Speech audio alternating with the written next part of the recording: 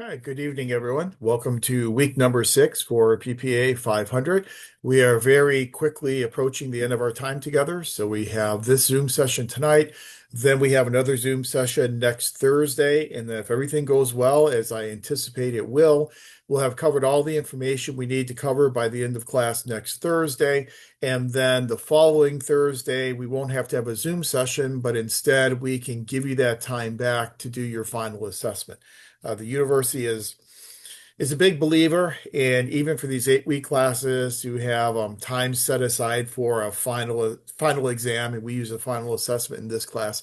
And so, hopefully, if everything goes well, then 2 weeks from tonight, you'll just have to work on your final assessment and get that final assessment turned in. Reminder that coming due next week, you have your 5th and final Canvas essay. And for Canvas essay number 5, you are drawing upon the information we're going to talk about tonight in terms of the different decision-making models that are utilized in making public policies. And what you'll be doing is selecting a public policy of your choice, a public policy that you are interested in, one that you are familiar with. It's completely up to you. And then think about the formulation of that public policy and which of the 4 decision-making models that we'll cover tonight was represented in that formulation process. And then if there's a better or more appropriate decision-making model, what is the more appropriate decision-making model? So once we're done with the first half of class tonight, you'll have the information that you need to then do your final Canvas essay number 5. Then 2 weeks from tonight, we have our final assessment due. And I feel bad doing this. I hate talking about the final assessment as you've just finished your midterm assessment. It's not ideal from a scheduling perspective, but just kind of the way in which these 8-week terms work. So I thought what we would do is go through the final assessment here in the first part of class tonight. I'll walk you through the 5 scenarios and each of the questions related to those scenarios. The same ground rules apply to the final assessment as apply to the midterm assessment. And all the midterm assessments that were submitted as of about 2 or so hours ago, I've gone through those and provided some feedback and provided grades. So far, they're all very good. I think of all the ones that have come in, I think that's the vast majority of the class. We're all above 90%. We're all in the A range. And so very nice job on the midterm. So just use the same approach you use on the midterm here on the final assessment that is due in 2 weeks. But let's walk through the final assessment and see if you have any initial questions or need any clarifications. Now, some of this information on the final assessment we are covering in class tonight, specifically policy analysis and program evaluation. Some of the information, such as managing human resources and managing fiscal resources, that is information that we'll cover next week. So after tonight's class, you'll definitely have the information to do scenarios 4 and 5. After next week's class, you'll then have the information you need to do the remaining 3 scenarios. So scenario 1. Scenario 1 is essentially kind of our career civil service, development of civil service type of scenario. And we have talked several times so far in this class about the career civil service and how it's a distinguishing characteristic of the public sector. We haven't really gotten into the evolution development of the career civil service. That is something that we'll get into at the beginning of class next week. But in this scenario, you've applied for a position with the United States Department of Veterans Affairs as a policy analyst in January. In March, you received notice that you've been advanced to the next round of selection and will be scheduled for an interview in early April. Finally, in late April, you are contacted again and an interview occurs on May 15th. During the interview, you are told that the process is ongoing and you will be informed of the next steps within the next 6 weeks. In early June, your friend referred you to a job with a private sector marketing firm. You apply, are interviewed, and hired on the spot. You accept the position with the private firm and lament the lost opportunity with the Department of Veterans Affairs. In early July, the department finally contacts you with a job offer that, of course, you must politely decline. So in question 1A, why did it take so long for the hiring process to occur in the federal government? What are some of the differences in working between those 2 sectors? So in terms of the second part of 1A, you've Probably got that information from a previous class when we were talking about the differences between public and private sectors, but we'll talk more about that next week when we talk about the management of human resources.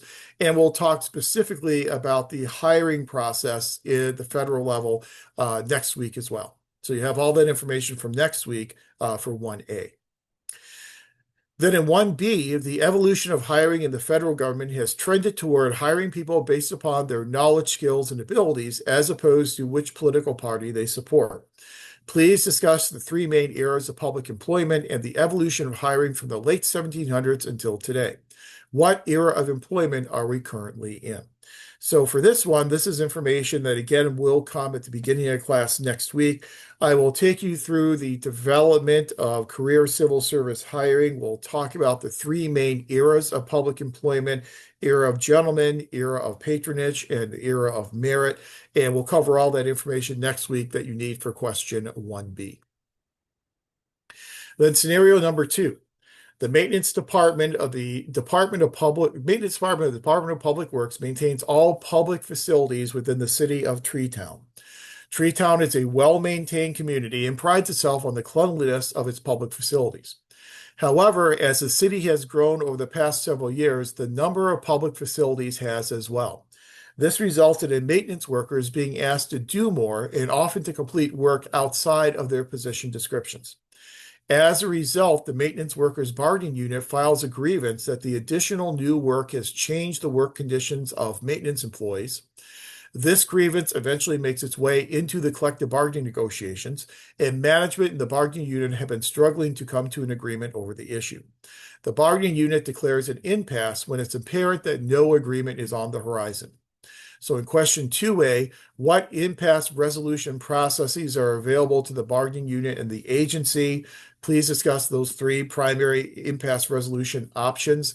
Next week, we will talk about things such as fact-finding, mediation, binding arbitration as three of the ways in which we can break an impasse and get to the finalization of a collective bargaining agreement. So get that information next week. And then in 2B, if you were a new director for this agency and you had to direct your human resources manager to correct the issues of employees working outside their descriptions, what functions of human resource management should your human resource manager do?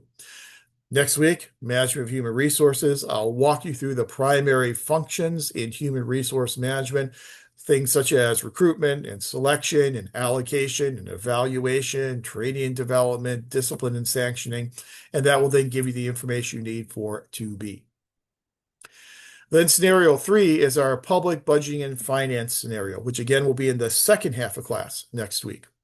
The city of Preble Heights is struggling with its budget. It uses a simple line item budget and typically increases expenditures each year in connection with increases in gross domestic product (GDP) rates. Over the past 5 years, the city failed to complete its budget on time and struggled to balance revenues and expenditures.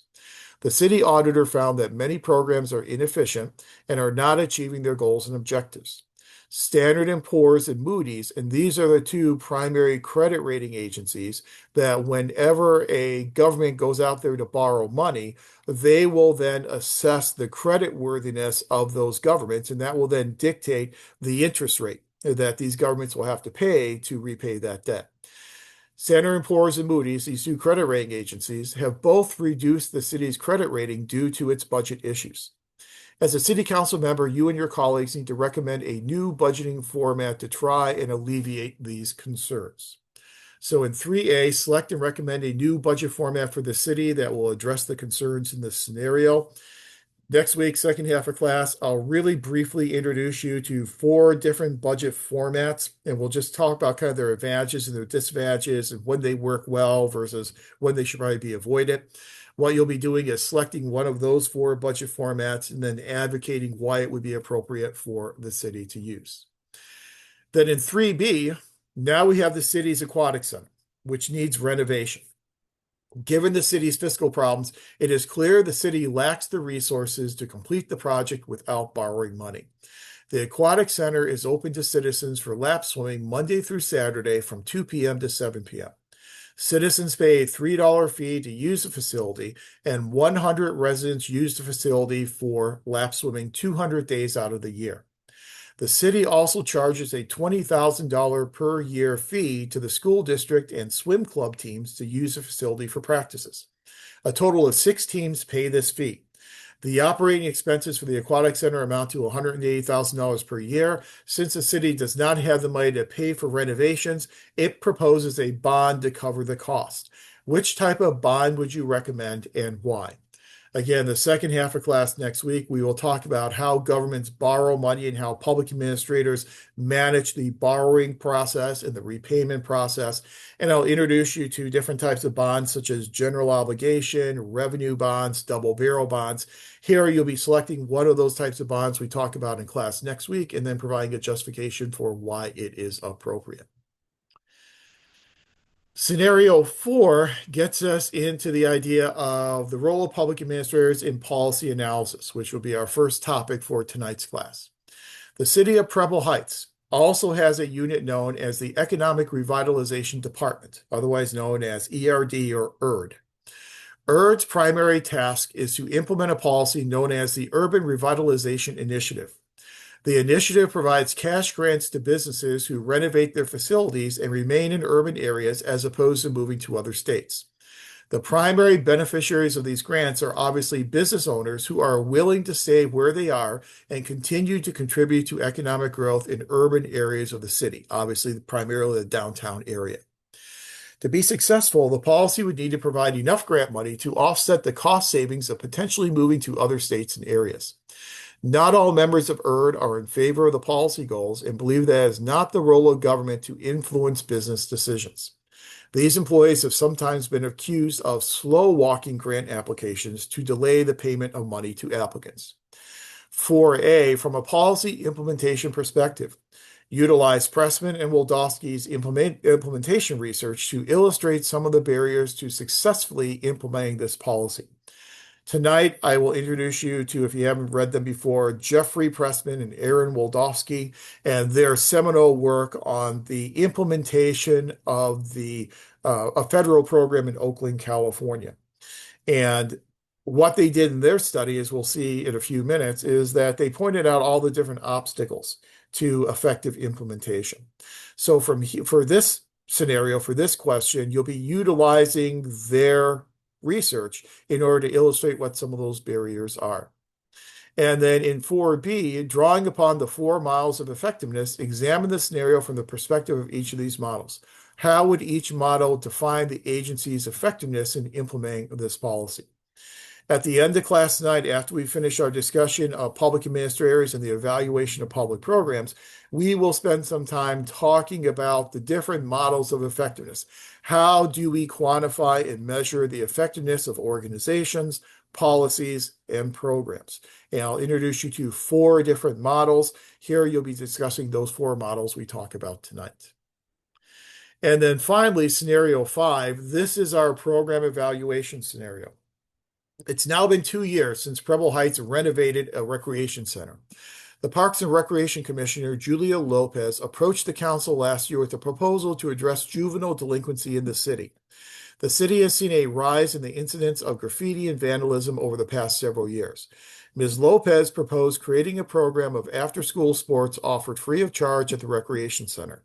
The after-school sports program is offered from 3 p.m. to 7 p.m. Monday through Friday and 11 a.m. to 4 p.m. on Saturdays.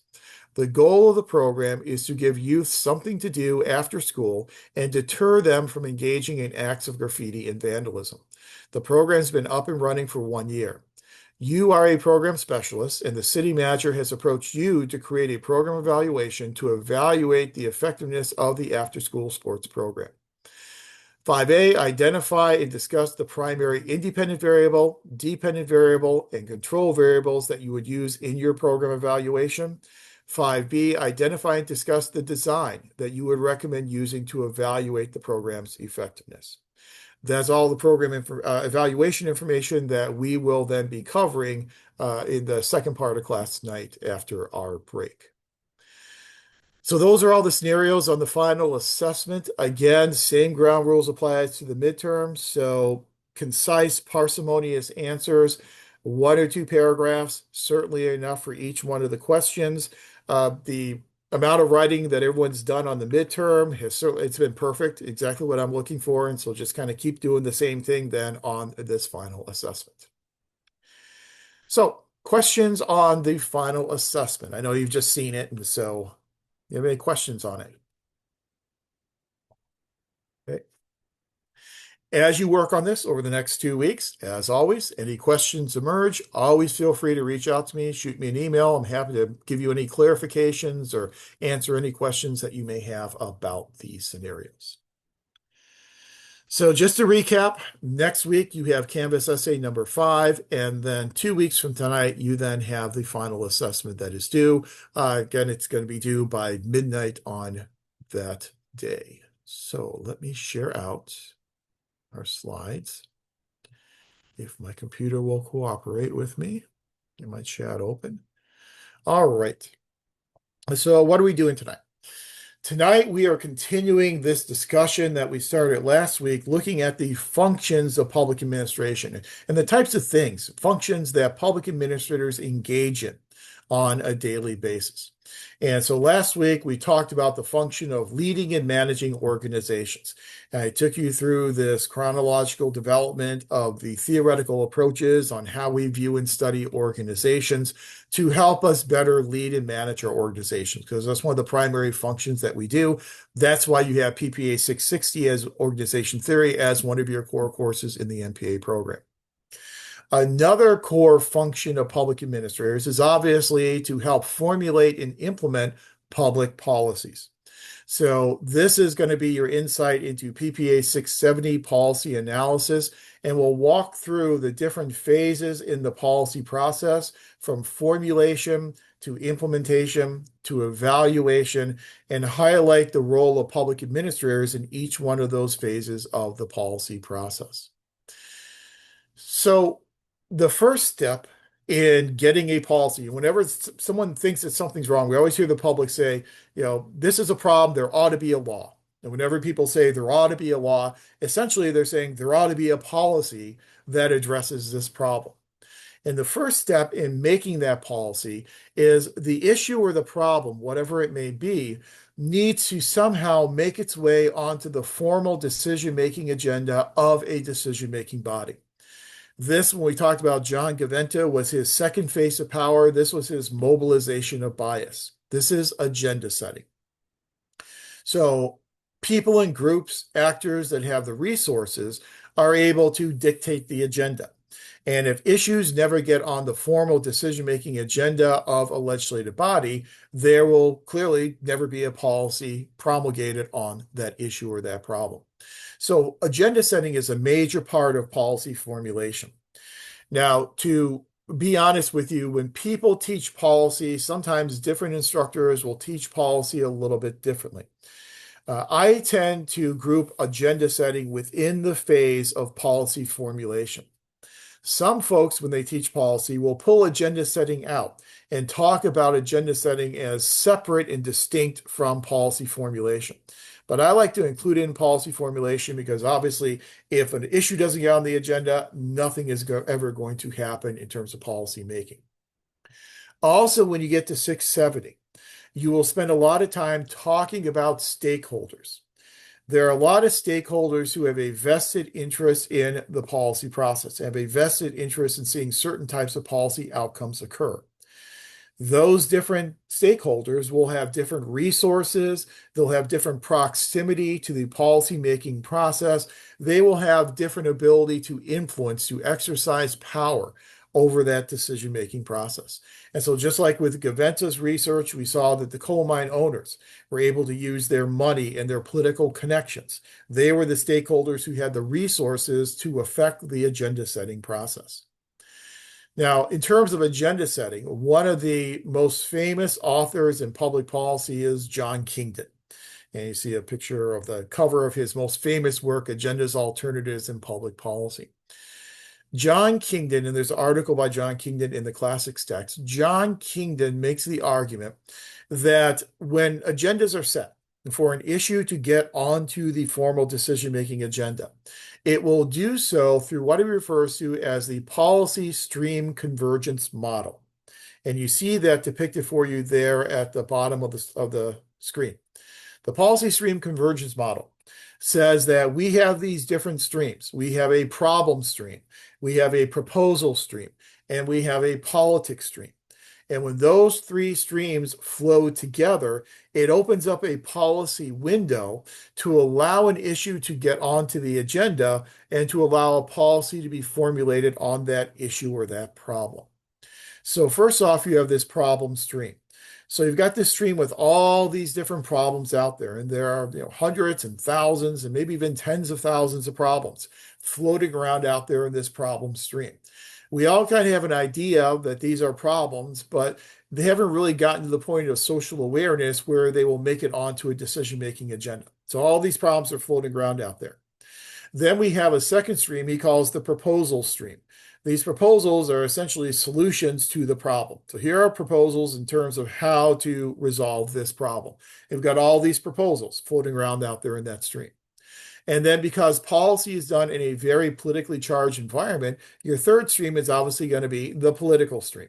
And when all three of those streams flow together, and I think he intentionally had them all start with P's, when all those streams flow together, it opens up this policy window that allows an issue to make it from the primordial soup of problems onto a formal decision-making agenda.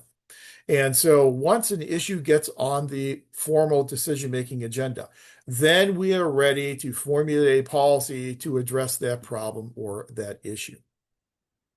So once it's on the agenda, and it's something that will be considered by a policy-making body, then we have to have some type of decision-making process that will guide our thought process as we go through the making of this policy. So let me introduce you to 4 different decision-making models that are commonly used in public policy making. And those are rational comprehensive, which you probably know about already, incrementalism, which you probably know about already, mixed scanning, and then the garbage can model of decision making. So let's go through each of those decision-making models, and then I'll give you some examples that will illustrate their use in the policymaking process. So the first decision-making model is rational comprehensive. I think we all have a really good sense of what we mean when we say we're being rational. When we're making a rational decision, as Max Weber told us, he said that we will collect all this information, we will analyze that information, and we will base our decisions on that measurable empirical information. So we don't make decisions based upon faith or trust. We make those decisions based upon empirical, measurable evidence. That's a rational, comprehensive type of approach. So in rational, comprehensive decision-making, our first step is to clearly define our goals. So what are we trying to achieve with this policy that we are creating? We not only clearly identify and define our policy goals, but we gain broad agreement from our stakeholders on what the definition of the goals are. So everyone kind of agrees as to what we are trying to achieve with this policy. Then once you have those clearly defined and agreed upon policy goals, then the second step is to collect all the information that you can possibly collect to inform your decision-making process. Since we are being rational and comprehensive, we are going to go out there and collect all of the available information. Once we collect all that available information, we will then analyze that information for the purpose of identifying solutions, or what we call here identifying means for achieving our goals. And a mean is basically just a step toward achieving the goal. So we're going to put together all these alternative solutions, and we'll generate a full range of alternative solutions. And that's an important part of rational comprehensive decision making. We're putting together a full range of alternatives, a range of alternatives that includes every single possible alternative that we could use to address the problem and achieve our policy goals. We'll then compare all those different alternatives in that full range of alternative solutions. We will select the best alternative solution, and we'll then implement that best alternative solution. And that best alternative solution then becomes the heart and substance of the policy that we have made. So that's rational comprehensive. Clearly, in a classroom setting on a Thursday evening at 4:30-ish p.m., it makes a lot of sense. because we want to collect all the information. We want to take all the information into account because it allows us to select the best alternative. One of the limitations we know from our understanding of the public administration theory literature is that we don't really have a one best answer. And instead of looking for the one best answer, we are typically looking for the answer that is most appropriate for that given situation and that given point in time. Yeah, I see a hand up. It says iPhone, but I see a hand up. Yes, it's me, Diego. I just had a question. When you're referring to stakeholders, who are you referring to exactly? Is it like the administrators or the public, just the public in general? Both. So stakeholders can be, there are a variety of different types of stakeholders. There are primary and secondary and tertiary stakeholders. A stakeholder is anyone or any group that has a vested interest in this policy, that has a vested interest in seeing a certain type of policy outcome. So just give you a quick example. You think about maybe the state has an income subsidy program that they are providing to income eligible households. And the goal of that income subsidy, we'll call it a policy at this point, and we'll get to a difference between policies and programs in a second. But the purpose of this is to try and provide revenue to these low income families to enhance and increase the amount of disposable income that they have. So they'll have more spending power. So the primary beneficiaries will be those households that are receiving those cash payments. They have a vested interest. They're actually the direct beneficiaries, so they would be your most direct stakeholders. However, you also have another level of stakeholders that could be the public administrators who are charged with implementing this policy. Their job is based upon implementing the policy. If there wasn't a policy to implement, then perhaps they wouldn't have a job. So they have a vested interest. So yes, administrators and implementers would also be stakeholders. The local businesses. Hopefully, if these families have more money to spend, it will lead to enhanced economic activity, and they'll go out there and they'll buy more from these local businesses. So these local businesses all have a vested interest. So the local businesses would also be a stakeholder as well. So stakeholder is anyone who has a vested interest in the outcome of the policy. So we're going out there to select this best alternative, and then we implement this best alternative. But as we know, there really aren't a lot of best answers in every single situation. We also know that there are limitations to our ability as human beings to go out there and collect all the information possible. We are limited in our rationality. And there's a theory that comes from Herb Simon. I know we talked about Herb Simon last week. We're going to talk about him again this week. A good friend, Herb Simon, says that we as human beings have bounded rationality, that we have cognitive limitations. And those cognitive limitations will limit our ability to collect all the information. We don't have the cognitive ability to do it. We don't have the time to do it. We don't have the access to do it. So chances are we're probably not going to be purely rational in the way in which we are collecting our information. So it's doubtful that we're going to be able to collect a full range of alternative solutions to begin with. Also, another criticism is that whenever we are looking at alternative solutions, we are going to compare the benefits and the costs of implementing those solutions. Well, sometimes those benefits and those costs are not readily apparent to us today as we're making the policy, because those are benefits and costs that are going to accrue over time. So sometimes we try and do one thing, and in doing that one thing, perhaps we are causing something else, and we're causing another cost that we never even thought about, or maybe a benefit that we never even thought about. Those unintended consequences are referred to in the economic literature as externalities. So positive externalities are good unintended consequences. Negative externalities are negative, bad unintended consequences. So an example of a negative externality could be something as simple as pollution. And so you go out there to create a product as a corporation, and in creating that product, you pollute the river that runs behind the factory. You weren't intending to do that, but that is something that has happened. A lot of countries, whenever they run into fiscal problems, they decide we're just going to print more money. And if we print more money, then that's going to help pull us out of our depression. But we do realize that now that there are unintended negative consequences of that, in that if you print more money, then put more money into the market, then you're going to lead to higher inflation rates. Then the prices of goods become cost prohibitive because they skyrocket through inflation. That would be an example of an externality. Sometimes those types of negative externalities are certainly difficult to see. Just quickly, an example of a positive externality could be something like a childhood immunization program. And so, if you have a childhood immunization program or a policy that provides these immunizations to low income households, then you're really wanting to benefit those households and those children. But if those children are immunized, then at least in theory, there will be less disease floating around the community. And then other people who do not live in that household will benefit from those children being immunized. That's an example of a positive externality. But oftentimes it's difficult to identify those. It's difficult to really empirically quantify those as we are adopting these policies. So this is kind of a long-winded way of saying it's really next to impossible for us as human beings to ever be 100% sure that the solution that we're selecting for our policy is truly the quote unquote best solution.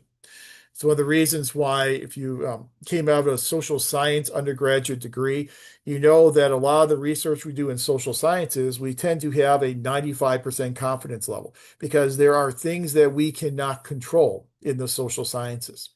If you're working in the natural sciences and you can control all of your experiments, then you can have a 99% or 99.9% confidence level. You can be more confident because you have more control. So because you don't have all this control, because you don't know what these externalities are, sometimes you don't know that this really is the best approach. You may think it is, and then 6 months or a year later, you find out that it really wasn't, and there was another way we should have addressed this issue. So there are certainly limitations to our ability to be purely rational comprehensive in our decision-making model that we use in developing our public policies. So since we cannot be purely rational every single time, there is an alternative decision-making model, which is incrementalism. Incrementalism is a theory that usually gets attributed to an author named Charles Lindblom. And Charles Lindblom wrote an article, The Science of Muddling Through, and his article won great acclaim across the entire discipline. He won all kinds of awards and all kinds of accolades for this article. Lindblom was shocked by all the accolades that he received because he said his article was only merely describing the way we actually make decisions on a daily basis in public organizations. In his view of incrementalism, the way we actually make decisions is that step number one, our policy goals are usually not easily defined and difficult to gain agreement on. So you don't have easily defined goals, and we oftentimes don't have a whole lot of broad agreement over what those policy goals should be. So again, it muddles up the process a bit. In step two, instead of going out there and collecting all the available information, instead we'll go out there and collect as much information as we possibly can within our bounded rationality, within our cognitive limitations. So we do the best we can, but we can't collect all the information. Clearly, if you are collecting all of the information, if you're not collecting all the information, then you cannot say that you're developing a full range of alternative solutions. You don't know if you have a full range. You're probably going to have a much more limited range of alternative solutions. And so what you do in incrementalism with this limited range of solutions is you engage in a practice that Lindblom calls limited successive comparisons. So we'll take solution A and compare it to solution B, and solution B to compare to solution C, and solution C to compare to solution D. Then we'll go back and compare A to D and B to D and so on and so on. So that type of limited successive comparison means you're probably not going to be picking what you are sure is the best solution, but instead you're going to pick the first solution that is appropriate, the first solution that works for us to address this problem today. It's a process that's known as satisficing. So instead of selecting the best solution, we would be satisfies and picking the first appropriate satisfactory solution. We then implement that satisfactory solution, and that becomes the heart of our public policy. So it is a much more limited way in which we make decisions in the policy process. A great example of incrementalism is in the world of budgeting policy. Budgeting policy, especially with operating budgets, those decisions tend to be made in a very incremental type of fashion. In order to determine how much money we are spending next year and what we are spending that money on, we will simply look at what we did last year and we will build next year's budget on last year's budget. So we'll make small incremental changes from one year to the next. We look at what we spent last fiscal year, we add on 2 to 3% to keep up with costs of living, and that will then become our new operating budget for the new fiscal year. So incrementalism really does carry the day, if you will, when it comes to the typical operating budget policy decisions. So it's very common to see in the world of budgeting. Now, oftentimes people represent rationality and incrementalism as polar opposites. And so if you look in terms of a spectrum, on one end you have rational comprehensive, on the other end you have incrementalism. Our third decision-making model makes the argument that they are not necessarily mutually exclusive. And this is a decision-making model called mixed scanning, and it comes from Amitai Etzioni. I love that name, just kind of rolls off the tongue, Amitai Etzioni. Etzioni says with mixed scanning that we're going to combine the best of both worlds. And we're going to combine rationality and incrementalism by saying if it's a big issue, a very important monumental issue, we're going to try and be as rational as we can possibly be.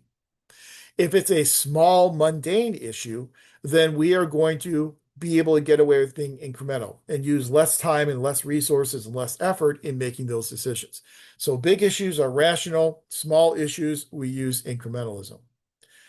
Makes a great deal of sense, at least commonsensically.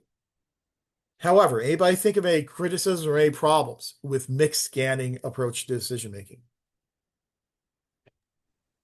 Well, just off the top of my head, how do you differentiate when one framework is more efficient than the other, right? Like how do you balance both of them? Right. Exactly. Yeah. Sometimes there's a lot of subjectivity involved here. So, who's going to say what is a big momentous issue and what is a small mundane issue? What is a big issue for one person may be a smaller issue for someone else and vice versa. So because of that subjectivity, sometimes it's difficult for us to gain agreement on when we should be more rational and when we should be more incremental. But I think one of the nice additions to our discussion that we get from mixed scanning is it again shows us that there can be some kind of middle ground between being purely rational and being purely incremental. Sometimes we're a little bit more rational than other times. Sometimes we're a little less rational, but there are gradations to the amount of rationality that we employ in our policy making, in our decision making. And so I think that's an important distinction that we get from Etzioni and mixed scanning. Going back to the budgeting world gives us another good example of mixed scanning. So like we said, we tend to be very incremental with our operating budgets. Operating budgets are used for the purpose of supporting the organization on a daily basis. So your staffing costs, salaries and costs of benefits and supplies and maintenance and utilities, all those expenditures to keep the organization up and running on a daily basis, those are going to be in this operating budget. And we're going to use an incremental model in order to put that operating budget together. But at the state and local level, most state and local governments will maintain a separate budgeting process called the capital budgeting process. The capital budgeting process is reserved for capital projects. And so these very high price tag, long lifespan, non-recurring types of expenditures. So we're going to build a new recreation center. My alma mater, I just saw a story that they are building a new basketball arena, $281 million basketball arena. Their basketball team is undefeated this year. They're 28-0. And so that got a lot of support then for, hey, let's spend almost $300 million on a new basketball arena. But that's a very high price tag type of an expenditure. So when you're spending that much money, you want to make sure that you're as rational as you can possibly be. So we do those types of projects in our capital budget. So recreation centers, senior centers, new aquatic centers, a fleet of police vehicles, a new city hall, all those things, we want to be as rational as we can possibly be. When I was on the board, we had a $148 million general obligation bond that we were spending the proceeds of. And so, in order to determine what capital projects, the prioritization of those capital projects, we put together a series of different committees. We had a general kind of guidance committee at the upper level with board members. Then we had cluster committees with all the 5 different areas in our school district with parents and teachers and administrators. And all of these different committees worked together. One of the committees I was on put together what was called the Ed Specs document. And the Ed Specs document were all the specifications for all the different projects that we were going to fund with this bond. And it was a very lengthy, very involved process with our architects and with our construction analysts. And it really took a long time to put all this together. And then those Ed Spec documents then made their way up into what was called the master plan. And that master plan was then the overall prioritization of all these different projects, kind of like a capital improvement plan for this $148 million bond. It's a very rational, comprehensive type of process because of the amount of expense that was involved. That's an example of mixed scanning. Operating budgets incremental, capital budgets much more rational, comprehensive in nature. Then we have our fourth decision-making model, and this happens to be my personal favorite. That's the garbage can model of decision-making. And this model of decision-making comes to us from people like Cohen, March, and Olson. Now, I love their model, and I think their model is really applicable to a lot of our policy examples. However, I don't like the title. Garbage can, I think they could have probably come up with a better title than that. Garbage can, you just kind of think of, well, you make a decision, you throw all the ideas in the can, you shake them up, and what you pull out, you pull out. That's not the way in which it works. Garbage can model decision making actually has much more rhyme and reason to it, and it actually has kind of a process to it. And this process is somewhat similar to the policy stream convergence model that we talked about on the first slide with John Kingdon. So this is very much built off of John Kingdon.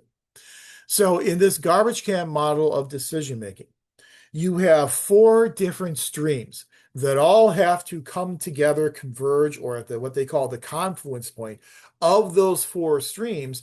That's when we tend to make policy decisions. So those 4 different streams are, number 1, the participant stream, again, kind of similar to what we've seen before, the problem stream, the solution stream, and then a 4th stream, which is the choice opportunity or the triggering event type of stream. So let's look at each of those 4 streams and how they work, and then talk about an example that kind of illustrates how they all converge together and gave us a major change to the way in which we were addressing a problem. So the participant stream. You have to have the quote unquote right decision makers in place who are predisposed to making a major change to a policy or developing a new policy altogether. So you have to have the people in place, policymakers in place, who are willing to make these big changes. One possible example of that was welfare reform in the mid-1990s. And with welfare reform, we had a Republican majority in Congress, we had a Democratic president. The Republican majority in Congress wanted to move people from welfare to work. And you also had a Democratic president who was much more centrist from an ideological perspective. And he also kind of shared the same goal of trying to move people from welfare to work. So you had both the president as well as a majority in Congress who were motivated to make a decision. Problem. You need to have in the problem stream an identified problem and some type of a generalized agreement over the nature of that problem. So the generalized agreement in terms of welfare reform was that the welfare system was kind of a self-perpetuating system, and that people would get caught up in kind of this catch-22, whereby they would not be able to get off welfare, and then their children would be on welfare, and their grandchildren would be on welfare. And again, it becomes kind of generationally self-perpetuating. And that was the problem, trying to find a way to move people from welfare to work. Then you have a solution stream. The solution stream, and this is where I really like this model a lot. this solution stream could actually predate your problems. And so when we look at rational, comprehensive, and incrementalism, the thought process we go through those two models is essentially we identify a problem and then we generate a solution. So problems predate solutions. Garbage can model of decision making is kind of what I like to refer to as the Quentin Tarantino model of decision making. If you're a fan of Quentin Tarantino movies, you know that his movies tend to be non-sequential. They don't necessarily go in chronological order. Well, here, that's what we're talking about. The solutions may actually be generated before the problems. So, in order to address a problem, you may reach back decades and pull out a solution that was generated decades ago for some other problem and then apply the solution to your modern day problem. The example here with welfare reform was the solution was the use of a block grant. And so with welfare reform, we took a categorical grant, a very specific grant of money, assistance to families with dependent children, and we replaced that with a broader block grant, temporary assistance to needy families, or TANF grants. Those block grants provided the recipients, state governments, with a lot more flexibility in deciding exactly how they want to spend this federal money. As long as they were spending the federal money to further the goal of moving people from welfare to work, they have flexibility in specifically how they do it. If they want to spend it on job training programs, they can do that. If they want to spend it on child care programs or child care subsidies, they could do that. If they want to spend it on resume preparation services or on computer literacy programs, they had that flexibility as long as the result was reducing welfare rolls and moving people from welfare to gainful employment. So we took a pre-existing solution and applied it to a modern day problem. So those are three streams that all have to kind of flow together. But oftentimes, big changes don't happen with just those three streams. And you have to have this fourth stream known as the choice opportunity stream. The choice opportunity stream is when something happens that galvanizes public opinion around the idea that we need to make a change to the way in which we are approaching this policy. So I'm not going to use the term choice opportunity for this example, but a triggering event is probably better. The terrorist attacks on September 11th. The 9/11 terrorist attacks were certainly a triggering event to make a major change to the way in which we approached Homeland Security. Led us to creating the Department of Homeland Security and the Transportation Safety Administration, to all these different rules and regulations in terms of security screenings and going through airports.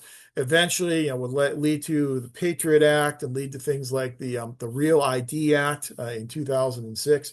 And so it really did create a lot of major changes to Homeland Security policy, that one triggering event. So when all these four things come together, participants, problems, and solutions, and a triggering event, at the confluence of those four streams, that's when we tend to see major changes to our American public policies. And let me give you another example of garbage can model that I think really kind of communicates it well. And that is this crash of the Value Jet 582. So back in the 1990s, we had this plane, the Value Jet 582, this flight that crashed into the Florida Everglades, killing 110 people. So this terrible airline tragedy. In terms of the garbage can model decision making, that was the triggering event, obviously, was the crash of this jet. And it really focused opinion around the idea that we need to try and make sure we avoid a crash like this in the future. In terms of your participant stream, you had consumer right groups, airline safety groups who were very much advocating for a change to try and avoid this disaster in the future. You had members of Congress who were getting pressure from their constituents that we need to make a change. And so you have participants who are very much mobilized to try and address this issue. The problem was that in terms, I just have airline safety here, but the specific problem is that for Value Jet 582, there was a fire that had broken out in the cargo bay of the plane.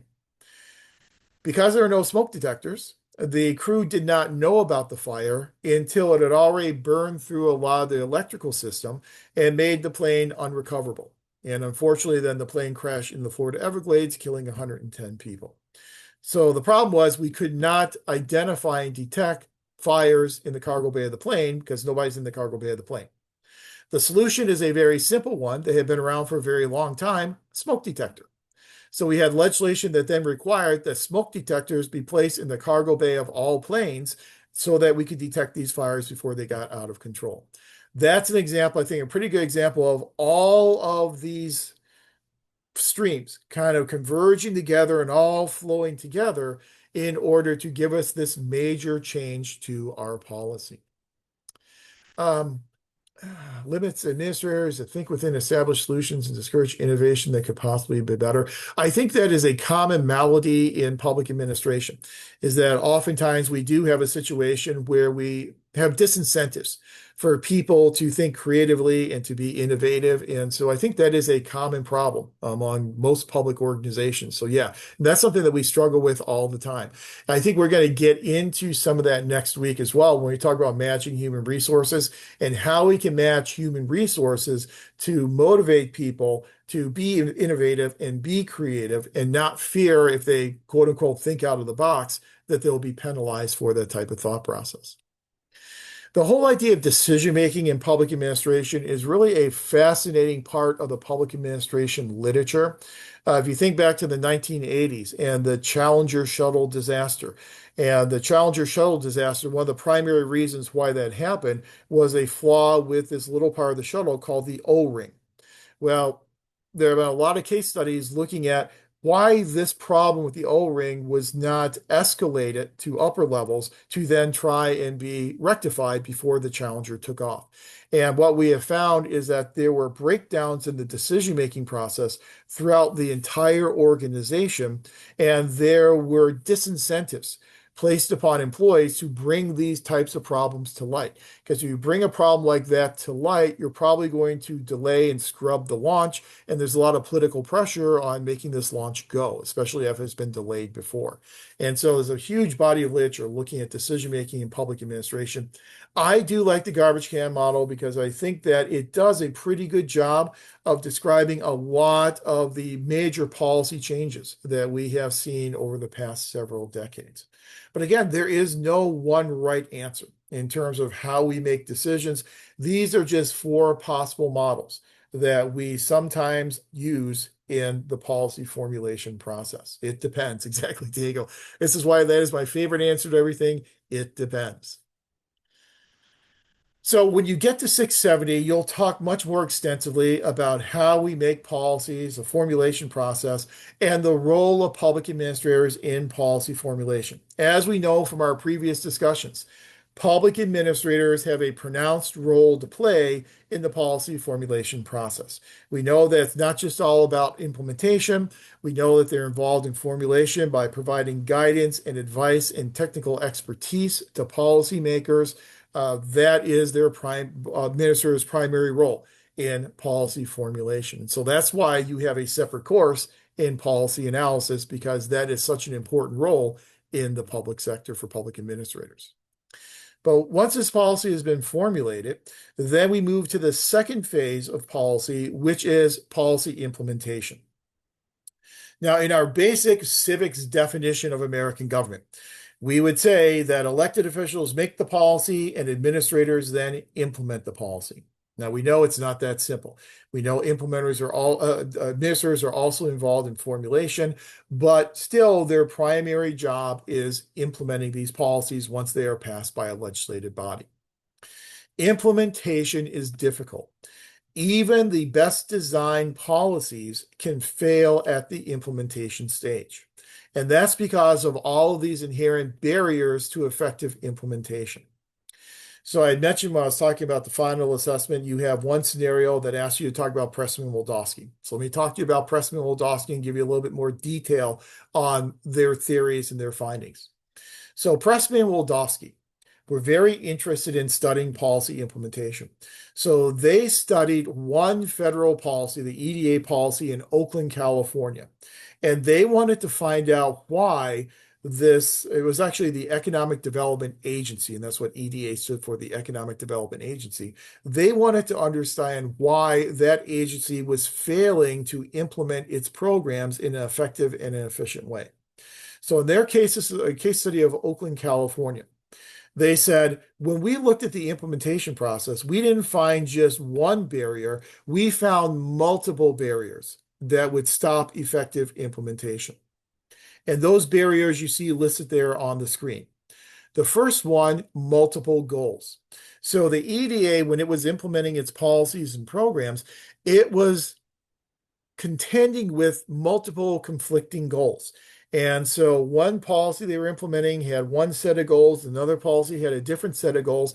And whenever you have a multiplicity of goals, it greatly increases the possibility and the probability that those goals are going to come into conflict with each other. So if an implementer doesn't know which of these goals to support and work toward, it's going to cause a lot of confusion. So having multiple conflicting goals was a problem they identified. Secondly, the number of decision points for implementers. So what they found is in implementing these policies, these implementers had to make a lot of different decisions. And some of the decisions they had to make about implementation were essential decisions. Decisions such as the eligibility requirements to get benefits from this program. These were very essential elemental decision points that these administrators had to engage in. The more decisions that you leave up to implementers, sometimes the less success, because those decisions can be made differently by different implementers. And so sometimes, again, their decisions will come into conflict with each other. So the more decision making you have in implementation, typically the less successful implementation will be. The direction and intensity of participant support. And this is one they really focus on. Of all five of those, it's really this one that they really focused on very heavily. So we look at the implementers themselves and we look at how strongly they support the policy, how strongly they oppose the policy. Clearly, if you have a lot of implementers who strongly support proper implementation, that's going to ease the implementation process. So the direction and intensity of the participants. And we'll talk a little bit more about that on our next screen. Number four, the amount of bargaining. So how much bargaining goes on in implementation?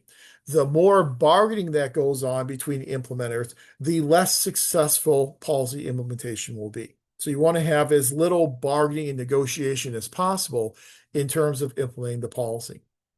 And then finally, the fifth issue is the creation of new agencies. One of the favorite strategies of the federal government is whenever it has a policy or even a program that it's trying to implement, it needs to get the acquiescence and the compliance of state and local governments to do the implementation.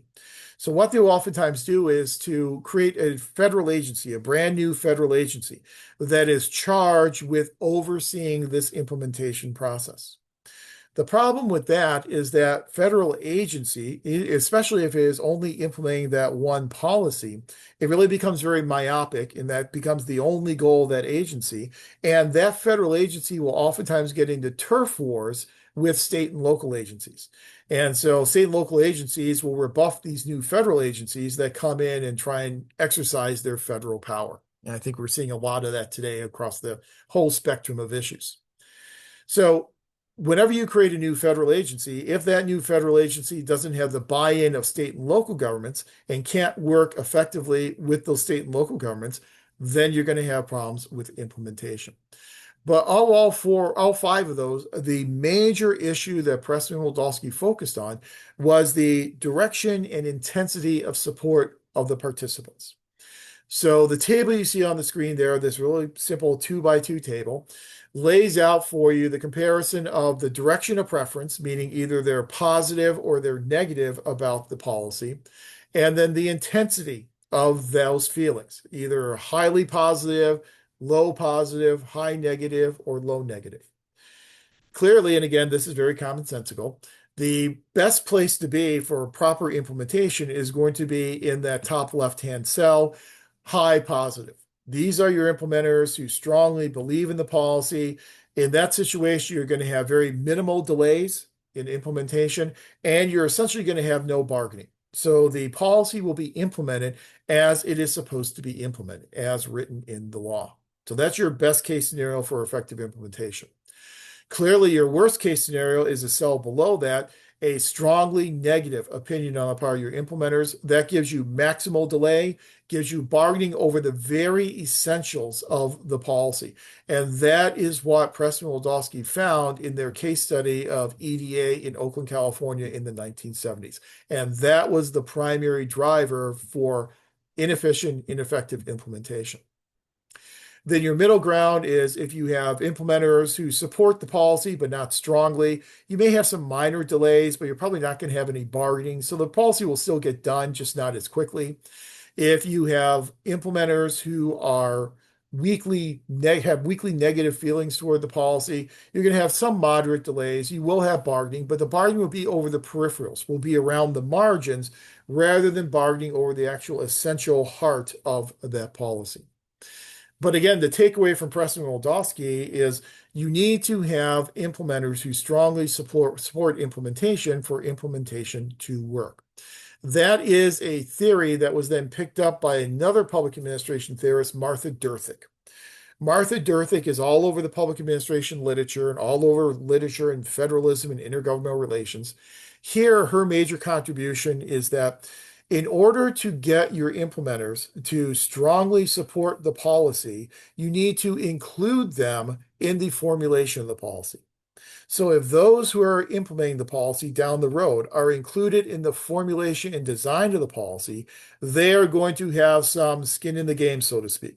They are going to have some investment in this policy, and that investment means that they are going to be more likely to strongly support the implementation of the policy.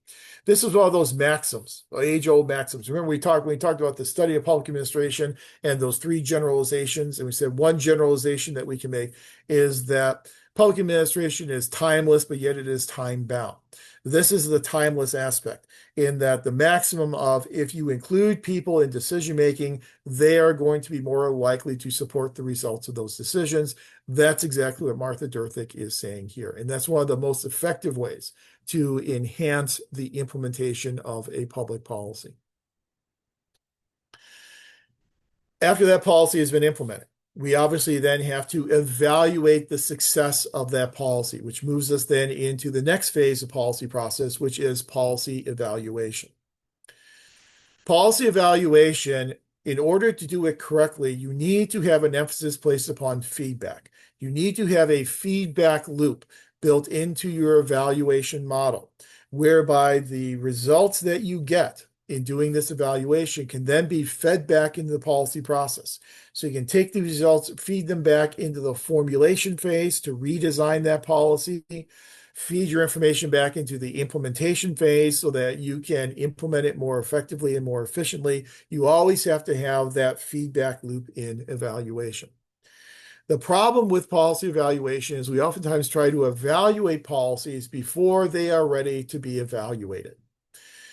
Policies tend to have outcomes that are not quite as objective and not quite as measurable as what we oftentimes see with public programs. And this is probably a good time to kind of make that differentiation between a public policy and a public program.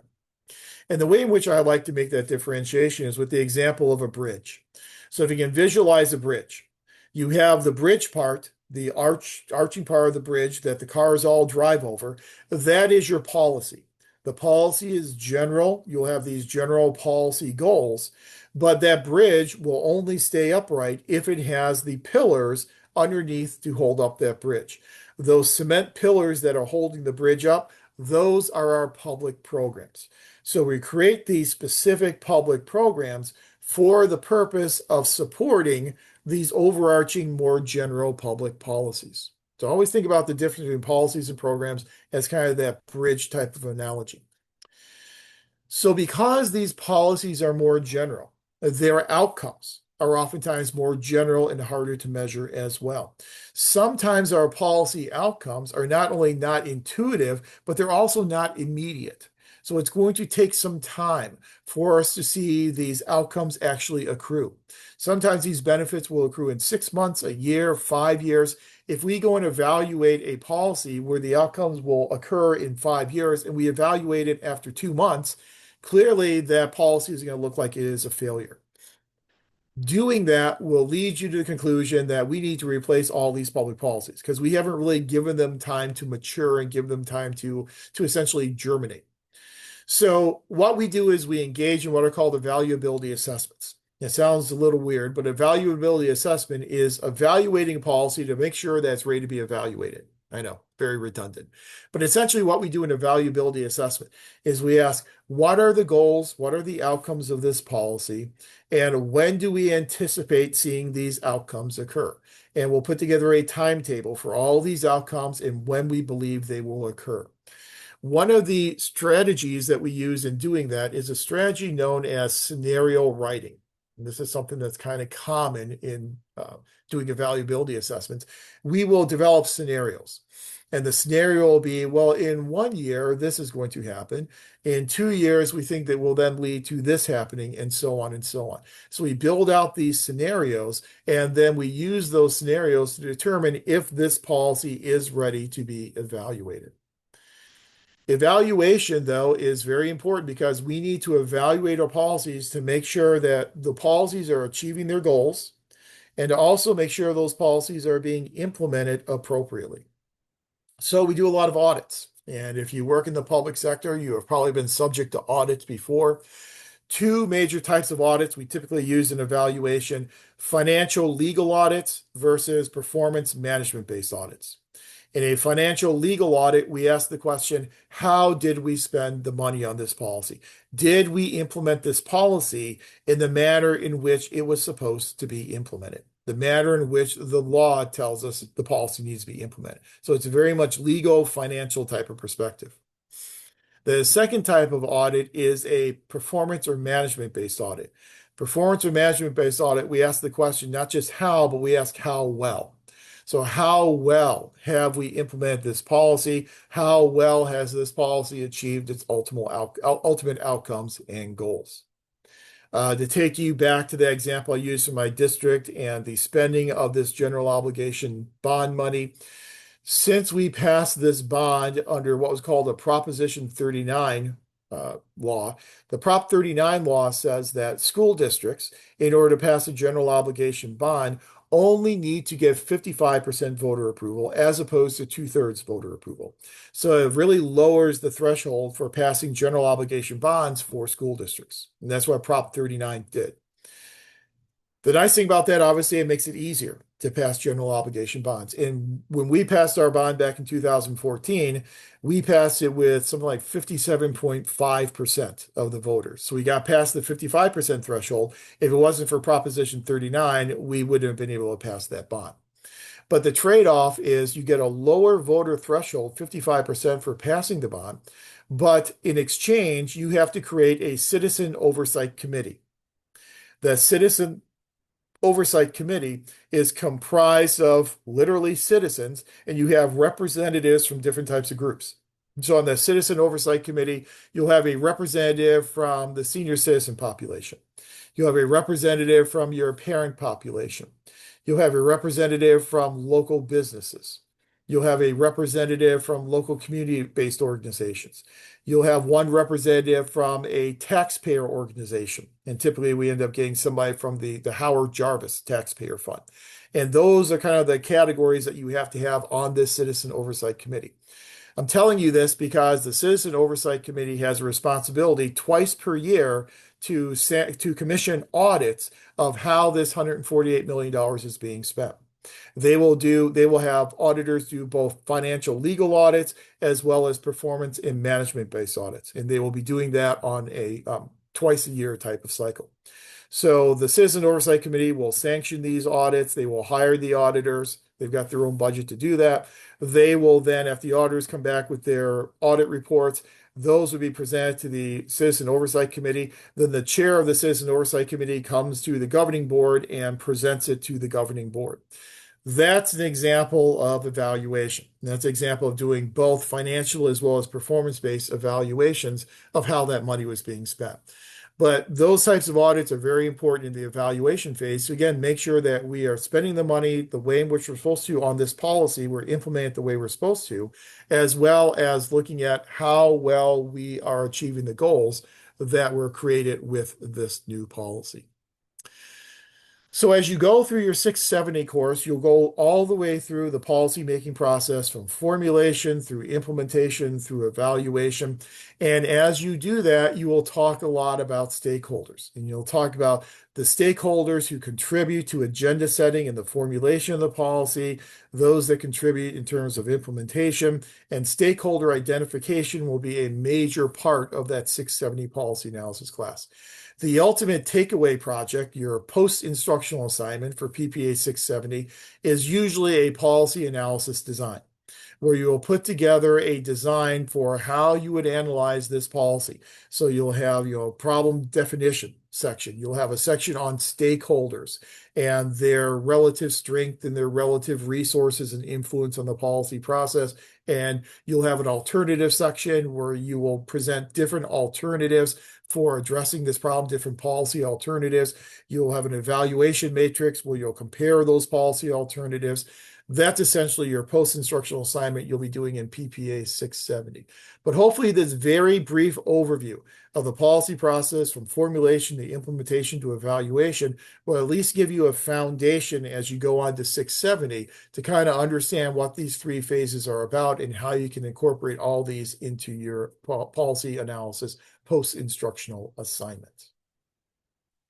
But again, we emphasize that public administrators are involved in all aspects, all phases of this policy process. It's not as easy as say administrators implement and elected officials formulate. Administrators are involved in all three of those phases. So that's kind of your insight and your beginnings into PPA 670 policy analysis. Any questions on any of this information we've covered up to this point in time?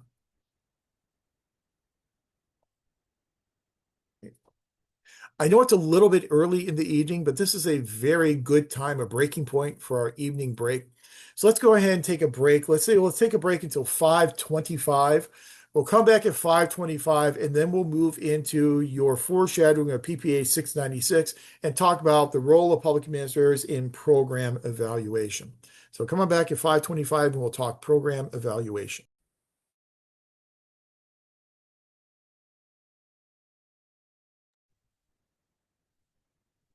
All right, it's 5:25, so we are back from break. And now let's turn our attention to program evaluation and some of the highlights that you'll be learning in PPA 696.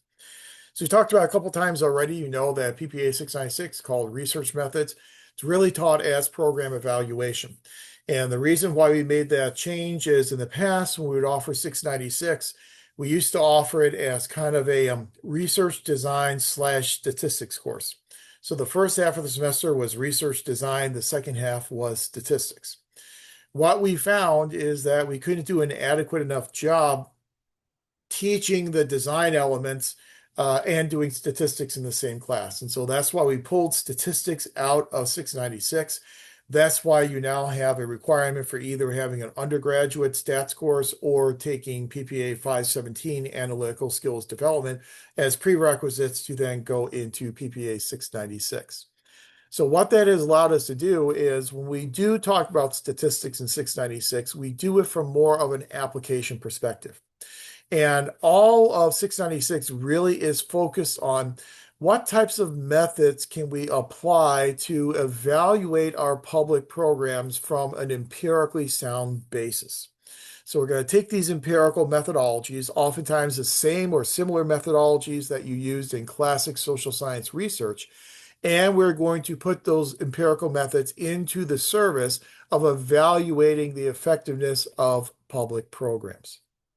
Now, the caveat that I will provide to you is that here in our program, we separate policy analysis from program evaluation. So we have a 670 and a 696 course.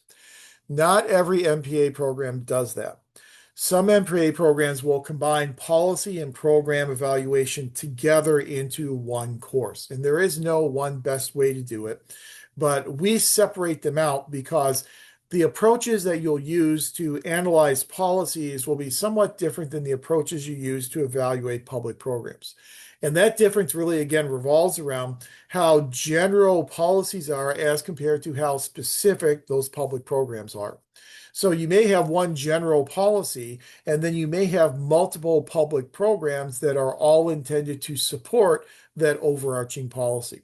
So, for instance, you may have a policy that focuses on educating at-risk youth. And so the ultimate goal is to enhance the educational achievement of at-risk youth. So that's your policy. But then that policy is being supported by the development of individual specific public programs. So one program that supports that policy of educating at-risk youth could be something such as an after-school counseling program. You can measure that after-school counseling program in terms of the number of people who participate, whatever indicators you have in terms of maybe looking at that counseling program in relationship to reducing juvenile delinquency rates, because hopefully reducing juvenile delinquency rates will then keep people in school, and keeping people in school will then contribute to the ultimate policy goal of enhancing the at-risk students' educational achievement levels. You might have another programs such as a midnight basketball program, and those have been very popular over the years. Midnight basketball program again will hopefully keep kids out of trouble and keep them in school. That will then contribute to the policy goal of enhancing their educational achievement. And so the programs are going to be much more specific. The policies are more general. So when you're looking at a very specific type of outcome like we get with public programs, you can use quantitative tools such as a cost-benefit analysis. And we commonly use some variation of a cost-benefit analysis when we are evaluating our public programs. What's the net value of the cost? What's the net value of the benefit? You calculate a benefit cost ratio. If the benefits exceed the cost, then there is a net positive for continuing to fund that program. But we can monetize things. We can add on those empirical quantitative indicators oftentimes when we're evaluating public programs. With public policies, we often have to do something more general, like we talked about before, a scenario writing type of an approach. So different methodologies for different purposes. And that's one of the main reasons why we tend to separate out policy analysis 670 from program evaluation in 696. So in 696, we are going to take those empirical social science research methods and we are going to apply them to measuring the effectiveness of a public program. In a few minutes, we'll get into a definition of effectiveness, and I'll present to you 4 different models of how we can measure effectiveness. For our purposes right now, the primary way we measure the effectiveness of a public program is in terms of the achievement of goals. So are our beneficiaries getting the outcomes that we intend for them to get from participation in this program? And we're going to assess that effectiveness by using empirical information. As Max Weber told us, empirical information is tangible, measurable types of information. So when we evaluate public programs, a couple different ways we can do it. We can do program impact evaluations or program implementation evaluations, or we can combine the two together. Program impact evaluation is just what it sounds like. We are evaluating the impact of the program on what we are trying to achieve. Program implementation evaluation, we are evaluating how efficiently this program is being implemented. So how efficiently and effectively are we spending that money in the process we're using to implement the program? When you do 696, your post-instructional assignment for 696 will be a program evaluation design. And I'm going to walk you through the different elements that we put into a program evaluation design. But in that type of program evaluation design, you are looking at what we would consider to be a program impact evaluation. Because you're basically asking the question, how does participation in this public program affect whatever our dependent variable is, which is going to be the outcome of that program? So the steps that we go through in program evaluation are somewhat similar to the steps we go through in doing a social science research project. So as you know, back in your social science research course, one of the first things that you do is you identify your research purpose and formulate your research question. Well, here in program evaluation, we're going to do the same thing. Why are we evaluating this program? And then we develop an evaluation question. And typically that evaluation question is going to postulate the linkage and the relationship between participation in the program and the program's intended outcome. The characteristics of a quote unquote good evaluation question are similar to the characteristics of a good research question. Good evaluation questions need to be clear in that we understand the terms used and everyone understands what we are asking in our evaluation question. They also need to be answerable. If it's a question that cannot be answered with empirical evidence, it's probably not going to work very well for a program evaluation. And not only does it need to be answerable with empirical information, but it also needs to have more than one possible answer. If an evaluation question only has one possible answer, there's a very good chance that we already know what that answer is. So it needs to be answerable and have more than one possible answer. Here are a couple of very simple examples of evaluation questions, and this is what I like to call ripped from the headlines. And this is an example that comes from the research methods case that was used probably about 10 or 11 years ago in PPA 697. So I don't think you'll ever see this one again, but the first question is a directional evaluation question. Does the inmate reading intervention program called IRIP decrease rates of recidivism? In the case study that was used back then, the inmate reading intervention program, that's your independent variable. And so this inmate reading and intervention program was created to try and reduce rates of recidivism, your dependent variable. And this program encouraged inmates to participate in these reading lessons. And this participation hopefully would then increase their literacy levels, which would then decrease their chances of reoffending. That's directional because we're asking the question, does the program decrease rates of recidivism? As you remember from undergraduate research, you can also ask non-directional questions. How does the inmate reading intervention program affect rates of recidivism? So we're not building a direction in here. We are allowing for the possibility that participation could increase or decrease rates of recidivism. As kind of a callback to undergraduate statistics, when you're doing a directional type of research evaluation question, you're doing what we like to call a one-tail test because you're only entertaining the possibility of it being related in one direction. When you do a non-directional one, you're doing a two-tail test because you're entertaining the possibility that the relationship could either be a positive or a negative relationship. So you need a good, clear, answerable evaluation question that has more than one possible answer. Based upon that evaluation question, we then have to specify our variables and come up with operational indicators of how we are going to measure those variables. So typically when we're doing a program impact evaluation, we are measuring the relationship between an independent and dependent variables. Your primary independent variable is going to be some measure of the program itself. Your primary dependent variable is going to be some type of measure of the result or the impact of the program. So again, just to reiterate that, the independent variable is a variable that is doing the changing. The dependent variable is the one that is being changed by the independent variable. Now, there are different ways in which we can measure our dependent and our independent variables. So in terms of our independent variable, our primary independent variables, we're interested in the program itself. So we could measure that primary independent variable in terms of participation rates. So we could ask the question, what percentage of inmates participated in the inmate reading intervention program? And that could be a measure of program participation at the aggregate level. We could then also, if we want to, measure it at the individual level and ask the question, did this individual participate in the inmate reading intervention program? If we do it like that, then we are creating a binary dichotomous variable where all those who participate in the program would be scored a 1, all those who did not participate would be scored a 0. And that's the way we can do it at the individual level. That would be very much of what we call a nominal type of measurement. If we want to be more sophisticated, we could also have an interval level measurement in terms of program participation. So we could ask the question, how many hours Did this individual participate in the inmate reading intervention program? And that would be a more nuanced way of measuring program participation.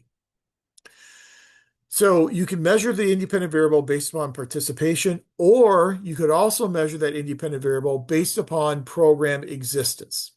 So what we could do is we could look at when this program came into existence, measure recidivism rates for several years before, and then measure recidivism rates for several years after.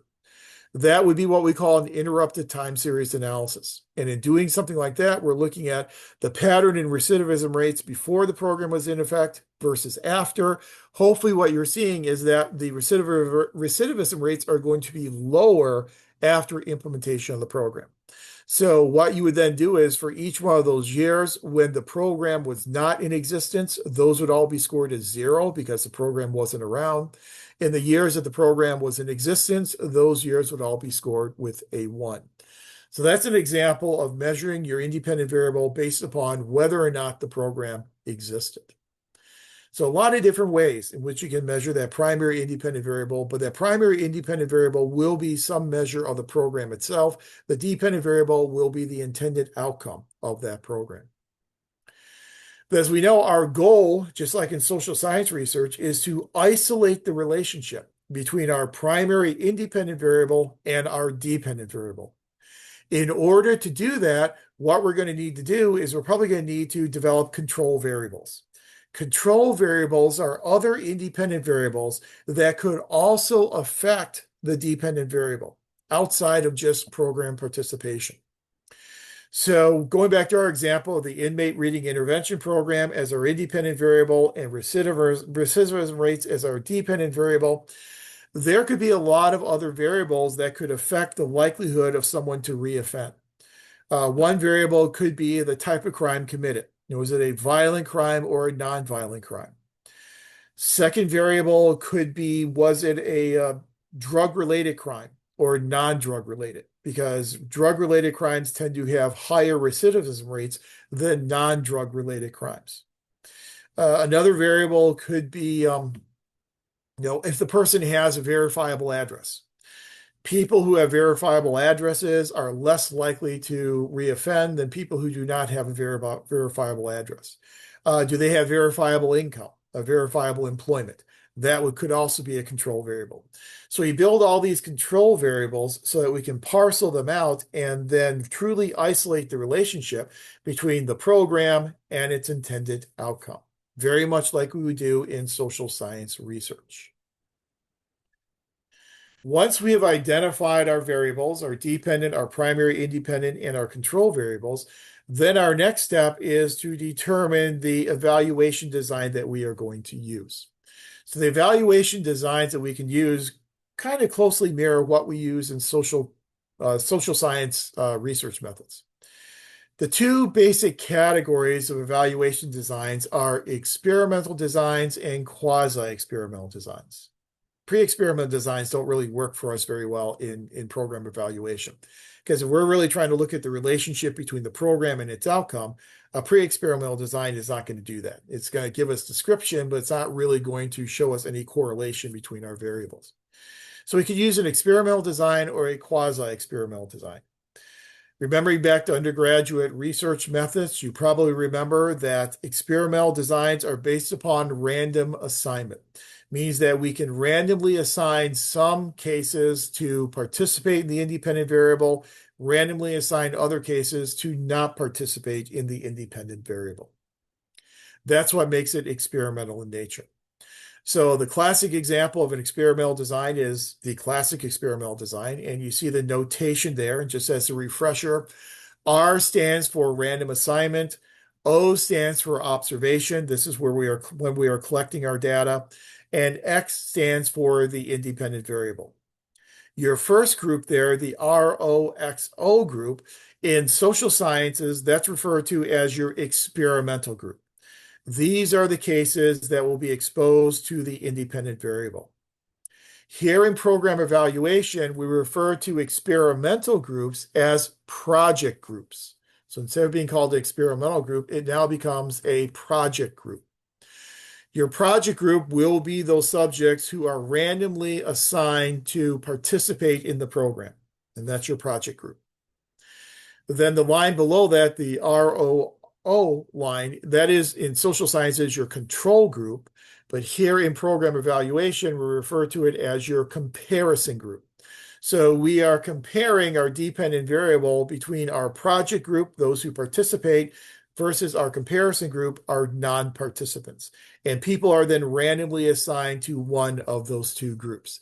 And that is an experimental type of design.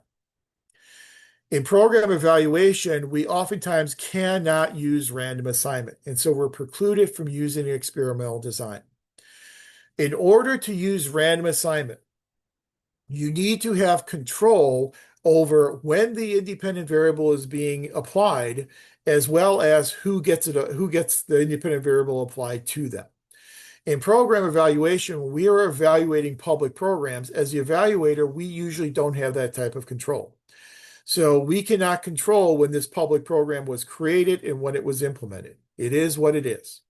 We also oftentimes don't have the ability to randomly assign people to participate or to not participate, especially if this public program is an entitlement-based program.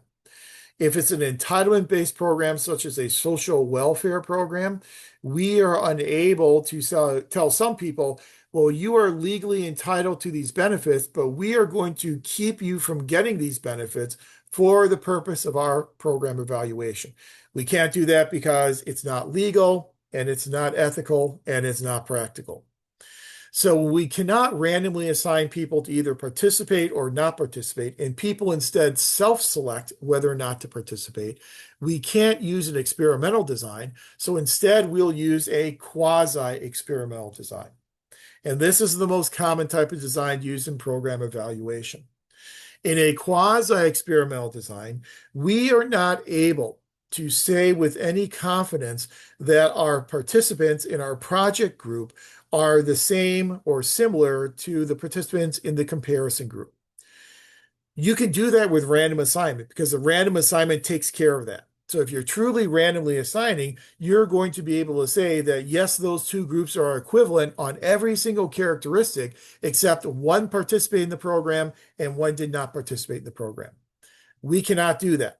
So instead, what we do is we ensure the equivalency of those two groups using statistics and using our control variables. So we'll create demographic control variables and measure our participant group and our non-participant group, our project and our comparison group, along the lines of those control variables. So we might measure them based on socioeconomic status. We might measure them based upon, whatever the case may be in terms of might measure them based upon their type of occupation or however you want to, whatever is relevant to your design.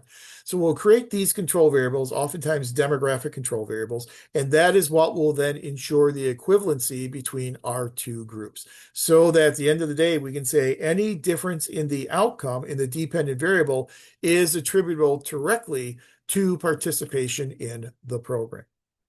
And one of the most common types of quasi-experimental designs I mentioned before is a longitudinal time series analysis, where we will collect data on our primary independent, our program participation variable, on our outcome variable, our dependent variable, and on our control variables over a period of time, which then allows us to see patterns in our data. Longitudinal time series analyses are important to use whenever our variables have the potential of varying in value over time, because we can then take time into account as one of our important variables in our design. So usually in evaluation designs, we're going to be using some type of a quasi-experimental design. So that's going to mean we're going to have to collect information on multiple control variables, and we're going to have to use statistical analysis to measure those multiple control variables. That's why program evaluation today has become relatively sophisticated in terms of statistics. But we'll get to statistical analysis in step number 6. For our purposes now, we then move on to step number 4. Once we have our evaluation design, we then have to construct our sample. Clearly, we have limited resources to do these program evaluations. When you think about it from a political perspective, if you're a politician and you have to spend money to try and enhance your reelection prospects, spending money on a program evaluation is probably not going to give you much political bang for your buck. So you're probably going to want to go back and put money into programs that have a more direct impact upon your voters. So policymakers are oftentimes not predisposed to put a lot of resources into program evaluation. So we're very limited in the resources we have.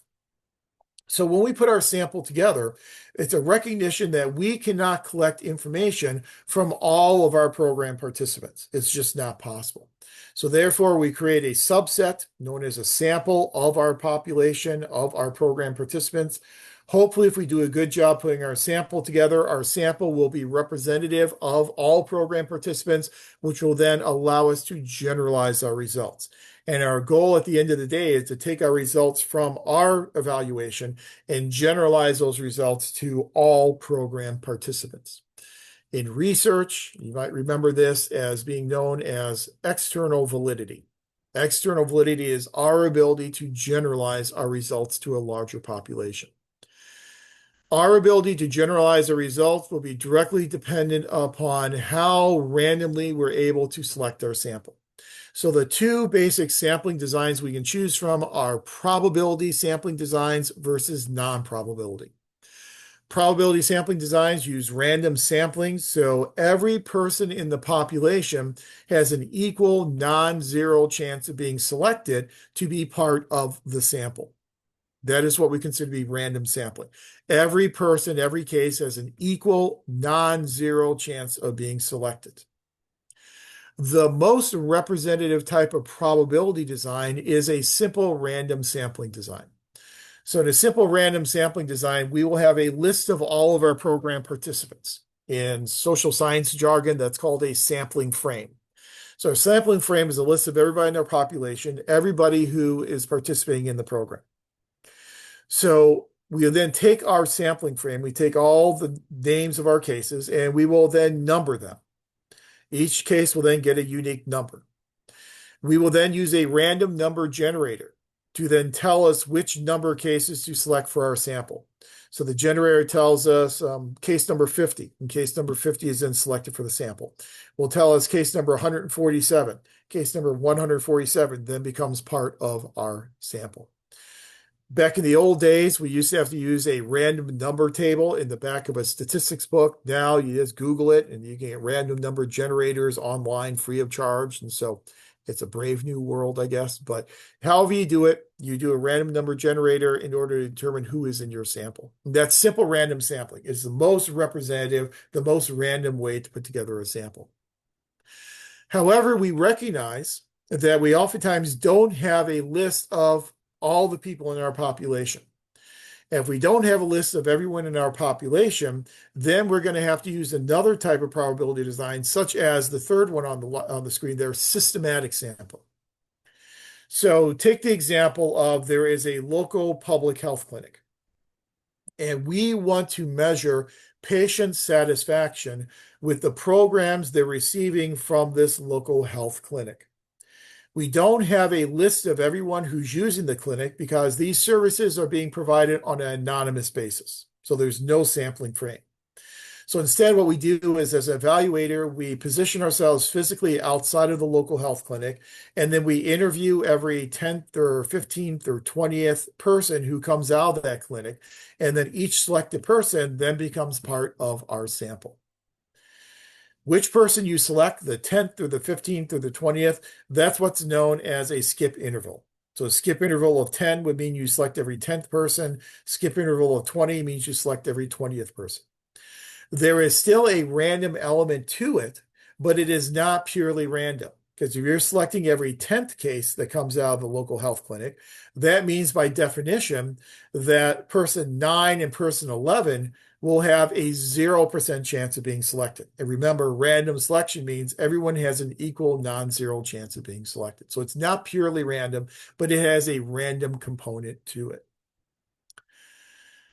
Another one, we won't do stratified random sampling, but another one that is an important one in program evaluation is the bottom one there, multi-stage cluster sampling. This is again a probability type of design because it is predicated upon random sampling, random selection. This is one that is good to use if you do not have a sampling frame at the unit of analysis that you are interested in. So say, for instance, we have a program that benefits individual households. Chances are we do not have a ready-made list of every single household here in the state of California. So instead, what we will do is we'll start at the county level. From a list of California counties, we will then select a random sample of, say, 5 counties. For each of those randomly selected 5 counties, we will then, from each of those counties, select a random sample of cities within those counties. From those randomly selected cities, we'll then select a random sample of neighborhoods. From the random sample of neighborhoods, we'll select a random sample of streets. From the random sample of streets, we'll then select a random sample of households. And lo and behold, we now have our unit of analysis of households. We now have a list of households that we can use for our program evaluation. Nice thing about multi-stage cluster sampling is that there are random components in each one of these clusters. It's not purely random, but you do have a lot of random selection going on in each one of those various clusters. Multi-stage cluster sampling is something that was used very commonly by the Census Bureau. And, Census Bureau every 10 years does a enumeration of the population where they go out there and actually count the population. That's a constitutional requirement. However, in the intervening years between those 10-year periods of time, the Census Bureau would do a lot of other types of research on local governments and all kinds of local businesses. And when they did that type of research, they would usually use multi-stage cluster sampling. Now, a lot of that research has been put on hold. So as Kelly Janicek told you about, a lot of that's not being done and that data are not being collected anymore. But back in the day, multi-stage cluster sampling was a very common approach used for program evaluation. But those are probability types of sampling designs when we are concerned about generalizing results to a larger population. Second category are non-probability designs. These obviously do not use random sampling. So a convenience design. So I want to know what MPA students think about the universal required competencies of NASPA. So everyone is here with me, all 8 of us are all here on Thursday evening together. So I'll just ask, all of you I guess there are 7 of us. So I'll ask all of you what you think about the NASPA universal required competencies. Are you representative of the entire MPA population? I don't know. I have no idea. Can I generalize the results from our class tonight to the entire population? Probably not. But it just gives me a really quick snapshot of at least what this sample thinks. That's a convenient sample. You're all convenient to me because you're right here on Zoom, and so that's why you're used as a sample. Snowballing is another non-probability design that is used for difficult to reach populations. So imagine you are trying to evaluate a program that's being provided to people who lack adequate housing. Well, since they lack adequate housing and stable housing, they don't have an address that you can send a survey to. They don't have an email address. And so you're going to have to interview them in person. And then once you interview that person, you ask them to refer you to someone else who is also in that same situation, who lacks affordable housing.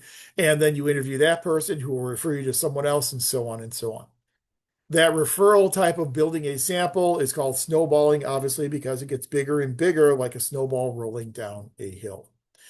Non-probability designs are good for very initial descriptive snapshots of a program, but they are not good for generalizing to all program participants as a whole. So the type of sampling design you use will really depend upon what your purposes are for your evaluation. Step 5 then is once we know where we're getting our information from, then we need to collect that information. Survey-based research has become a very common tool in program evaluation today. Surveys are good because they are very flexible tools. We can collect both qualitative as well as quantitative data with our surveys. So we can have open-ended questions, and that will collect qualitative data. We can have closed-ended questions like the picture on the screen that will help us collect quantitative data. So it allows us to kind of do this mixed methodology where we combine qualitative and quantitative data together in our program evaluation. Surveys are not easy to construct, and you'll spend some time in 696 talking about the advantages and disadvantages of surveys and how you construct surveys. There are limitations in terms of the number of questions that you want to put on a survey. Usually, if you are dealing with members of the general public, you want to keep your survey as short as possible. Maybe less than 20 questions will probably be a good rule of thumb, if not even less than that. If you are dealing with a particular population that is predisposed to filling out surveys, you might be able to go with a longer survey. One of the things I found out very quickly after I got my PhD is that the Census Bureau, I don't think they still do this, but the Census Bureau would send out a survey to everyone who recently earned a PhD. The survey was incredibly long. It was, I think, a 47 or 50-page survey with hundreds of questions on it. They could do that because they were sending it to people who just got their PhD. And so you have a very responsive type of, post-PhD assessment. You get a very responsive group there. And so your sample is very likely to respond to your survey. So it really depends upon your population. Also, when you're constructing your survey, you need to be very careful in terms of how questions are worded so that they are clear. Typically, survey questions tend to be written at about a third or fourth grade reading level if you're dealing with the general population. You also want to make sure that your questions and your response categories match. So if you have these like or ordinal response categories of strongly agree, agree, neither, and so on, that those actually match the question or the statement that you are providing. You want to make sure you do a good job sequencing the questions on the survey. One thing we have found is that more sensitive questions need to be listed later in the survey. So a sensitive question is something like an income question. People oftentimes are very hesitant to answer income questions. If it's question number 2, they're going to just stop at question number 2 and they're not going to respond to the rest of the survey. However, if it's question number 19 out of 20, they've already answered 18 questions. Chances are they're going to go ahead and submit the survey because of the economic principle of sunk cost. They've already sunk so much time into the survey that they're going to go ahead and complete it. So again, lots of things to think about as you create these surveys, but surveys are a very effective, flexible tool in program evaluation. Using archival research, using secondary data, existing databases, we do that a lot in program evaluation.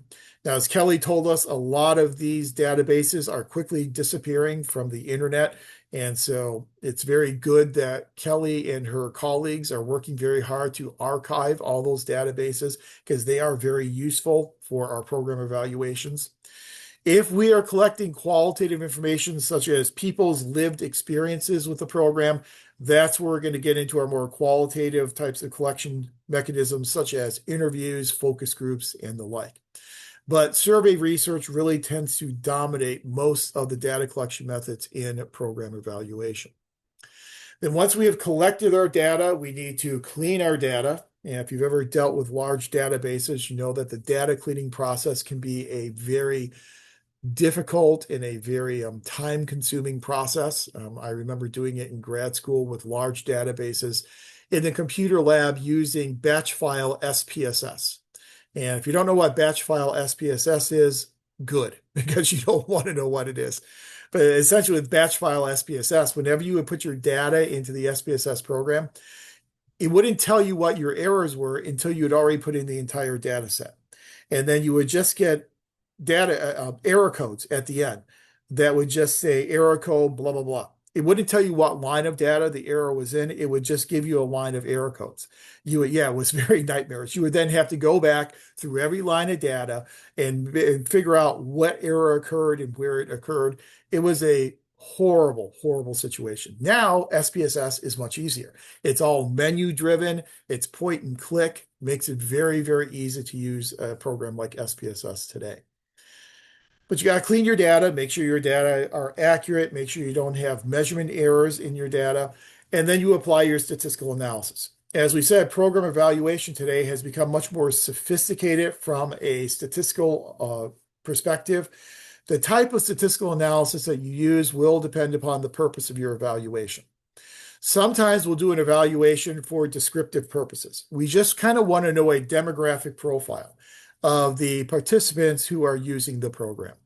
If it's just a very descriptive type of purpose, then we can use our easy, simple descriptive statistics.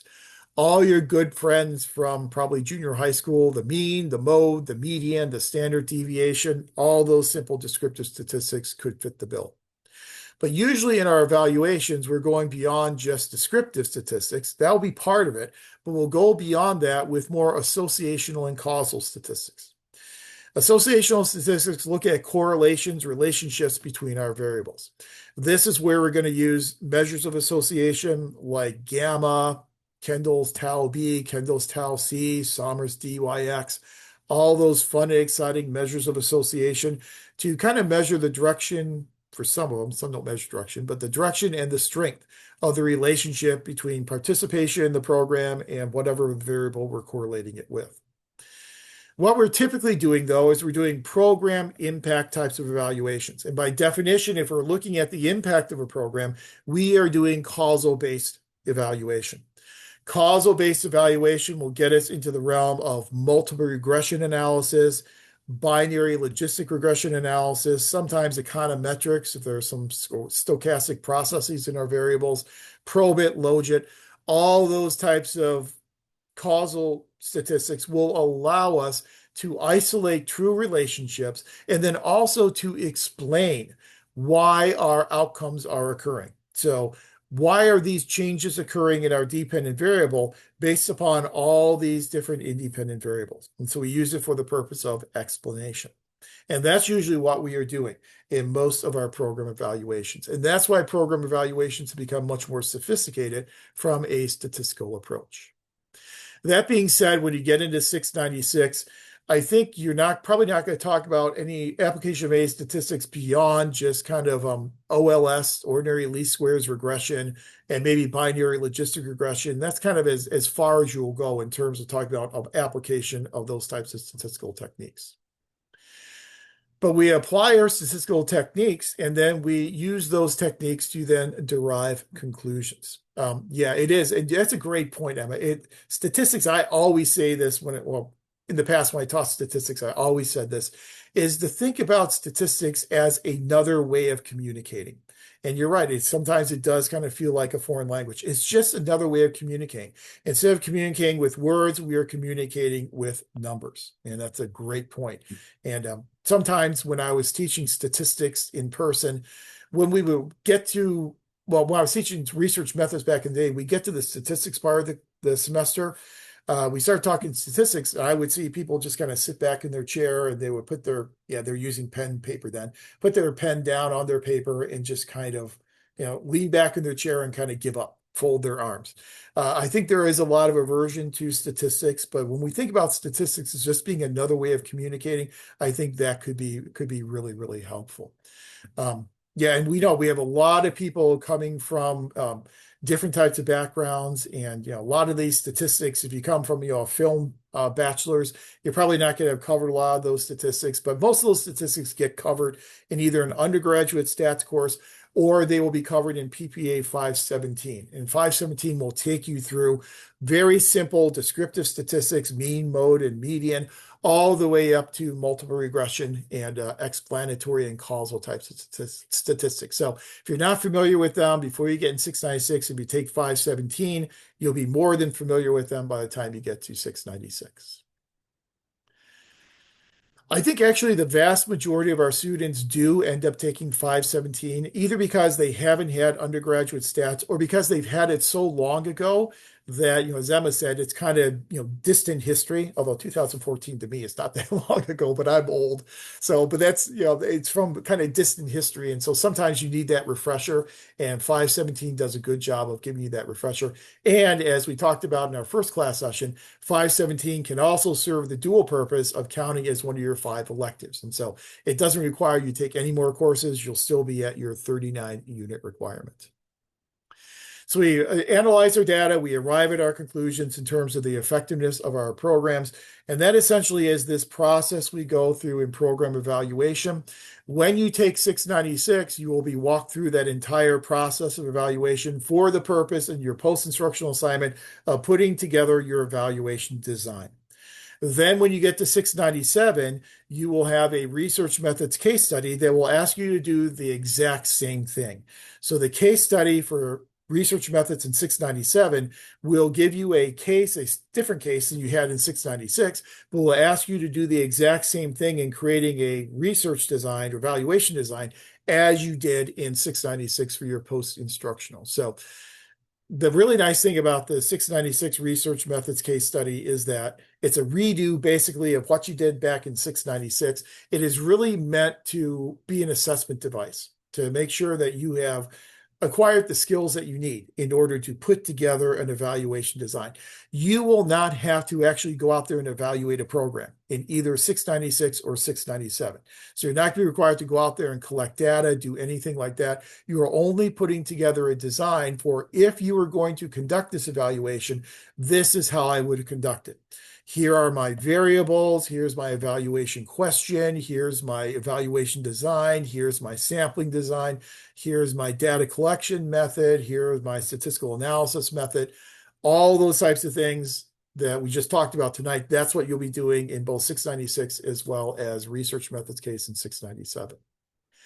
But the big question that I love to ask all the time is, so what? Well, so what? So we analyze these policies, so we evaluate these programs. What good does it do us? What is the ultimate purpose? The ultimate purpose is to measure effectiveness. We want our organizations to be effective, we want our policies to be effective, and we want our programs to be effective. That begs the question of, well, if our whole purpose here is to measure effectiveness, what is effectiveness? And I think the simplest way to define effectiveness is what we call the goal attainment approach. How well are we achieving our goals, either as an organization, as a policy, or as a program? That is our first model of effectiveness, which is, again, goal attainment approach. How well are we achieving our goals? That is the simplest approach. That is by far the most common approach that we tend to see used in public administration. However, there are other ways in which we can measure effectiveness as well. A second model is the systems resource approach. A third model is the participant satisfaction approach. And the fourth model is the internal process approach. And all these models will then define and measure effectiveness a little bit differently.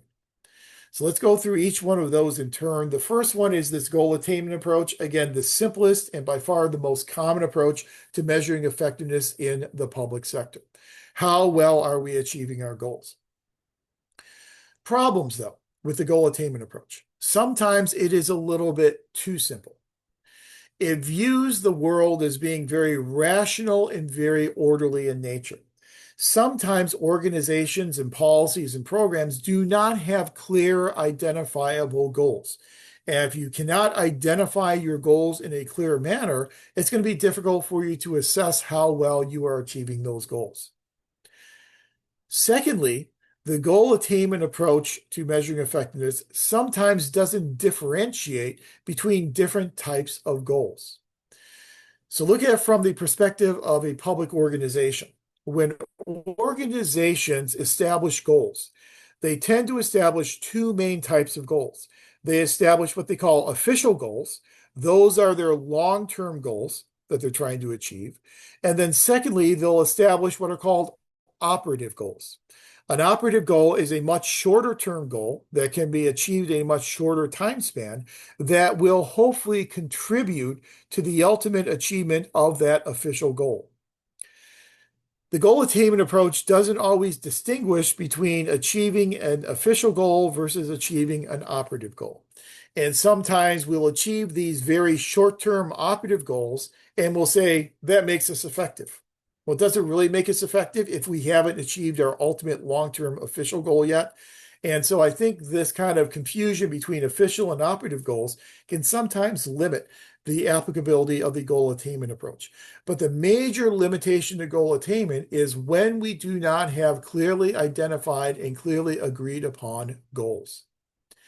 So when you don't have clearly agreed upon goals, a second way in which you can measure the effectiveness of an organization, a policy, or a program is with the systems resource model. In the systems resource model, we kind of follow the open systems approach to public administration theory. Remember when we talked about systems theory, and especially open systems theory, we talked about the relationship between the organization and its external environment and how it is a two-way relationship. And how not only does the organization affect the environment, but the environment can also affect the organization. Here with the systems resource approach, we define effectiveness as how well the organization or the policy or the program has attained valuable resources from the environment. So valuable resources can be defined as staffing levels, appropriation levels, political support from elected officials, support from constituencies and client groups. All those things can be resources that our organization can then import. And the more you import those resources, the more effective you are then as an organization. So effectiveness in this approach is measured by the organization's ability to exploit and obtain resources from its external environment. Kind of that idea of negative entropy that we talked about when we talked about open systems theory. Problem is this can be difficult to measure because in order to measure effectiveness through the systems resource approach, we are going to have to take a longitudinal perspective. So we're going to have to measure the resources, either the personnel or the budgeting or the political support, however you're defining those resources, measuring those resources at a starting point in time, then measuring those resources at an ending point in time to see how well the organization has increased and enhanced their resources. So you're going to have a multi-year longitudinal approach for measuring effectiveness. This systems resource approach for effectiveness is especially useful when other indicators are difficult to obtain or hard to measure. So when goals are difficult to measure or be agreed upon, this is when an alternative approach could be systems resource. So that's a second way we can measure effectiveness. A third way we can measure effectiveness is through what's called the participant satisfaction approach. The participant satisfaction approach looks at our key stakeholders, our key constituencies, and asks the simple question, how satisfied are they by the services and benefits they're getting from the organization or the program or the policy? So we look at the satisfaction level of our key strategic constituents, our beneficiaries. We measure effectiveness by how satisfied those folks are. Think about in a city. Cities do this all the time with citizen satisfaction surveys. So they'll send out the citizen satisfaction survey. My city, I just got one from my city about a couple of weeks ago, asking the question about how satisfied are you with the quality of all these different services that you are receiving? How satisfied are you with the amount of these services that you are receiving? That is a participant satisfaction approach to measuring the effectiveness of the cities or the city. That participant satisfaction approach kind of bleeds over into the systems resource approach if you are looking at external constituencies. Because obviously, if you're keeping those external constituencies happy, then that is a resource for you to help support your organization. So it kind of bleeds over into systems resource when you're looking outside the organization at external stakeholders. When you turn your attention inside to the internal workings of the organization, you are looking at your employees. And when you're looking at your employees as your key constituencies, that kind of moves you into our fourth model, which is the internal process approach.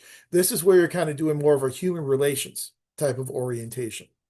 So your key constituencies here then become your employees. And so what you do in an internal process approach is you define effectiveness as being measured by indicators of organizational health and harmony. So you look for indicators of organizational health such as a strong organizational culture, a positive work climate, a strong sense of team spirit and group loyalty and teamwork, the amount of confidence, trust, and communication between workers and supervisors, how decisions are being made and where those decisions are being made, that those decisions are being made in close proximity to information sources, regardless of where that person is on the organization chart. When you have these decisions being made at the top level of the organization, they are oftentimes very remote from the information that is needed to make a proper decision. So hopefully the decisions are being made near information sources. Your communication system, horizontally and vertically, the rewards that are given to managers for performance, growth, and development of subordinates, and interactions between the organization and its component parts where conflicts, when they do occur, get resolved within the interests of the organization. Those are all just some examples of what we would consider to be indicators of organizational harmony. And we're looking at that organizational harmony as a measure of the effectiveness of the organization. So the internal process approach is usually applicable more to measuring effectiveness of an organization, more so than effectiveness of a policy or of a program. So those are four different ways in which we can measure effectiveness. As you can see, which model you select will dictate what type of information you have to generate in your policy analysis or your program evaluation and where that information needs to come from. So it's not just about achieving goals, but it can be about acquiring resources. It could be about meeting the wants, needs, and desires of your constituents. It could be about creating an internal process that is harmonious and is a positive work climate. All different ways in which we can measure effectiveness in public administration. And to drill down a little bit more, when we're looking at organizations and effectiveness, here are some discrete measures and dimensions of indicators of effectiveness. And there are 30 of them on the screen. We are not going through all 30 of them, but I'll just pull out a few for you. Productivity, obviously. The quality of the output that's being created, the ability of the organization to grow, low levels of absenteeism, low levels of turnover, high levels of job satisfaction, high motivational levels, high morale levels, and so flexibility of the organization's ability to strategically plan and establish clear goals, the ability to get consensus on what those goals are and agreement on what goals we are pursuing, and so on and so on. Those are all some discrete, specific measures of effectiveness that we can actually see within our public organizations and measure. And then finally, what I will leave you with tonight is a comparison of these four different models of organizational effectiveness and how do they compare with each other.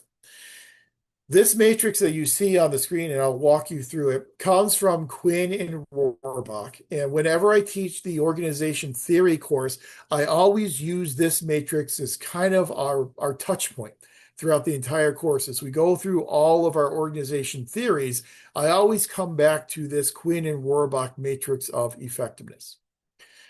So here what we are doing is we are comparing essentially those four different models. Now the wording may be a little bit different, but I'll talk you through that. But essentially what we're doing is we're comparing those four models of effectiveness across two dimensions. Across your x-axis, horizontally, you have those models that favor a focus internally versus those that favor an external focus. So the models that look internally, those are on the left side of the matrix. Those that focus externally are on the right side of the matrix.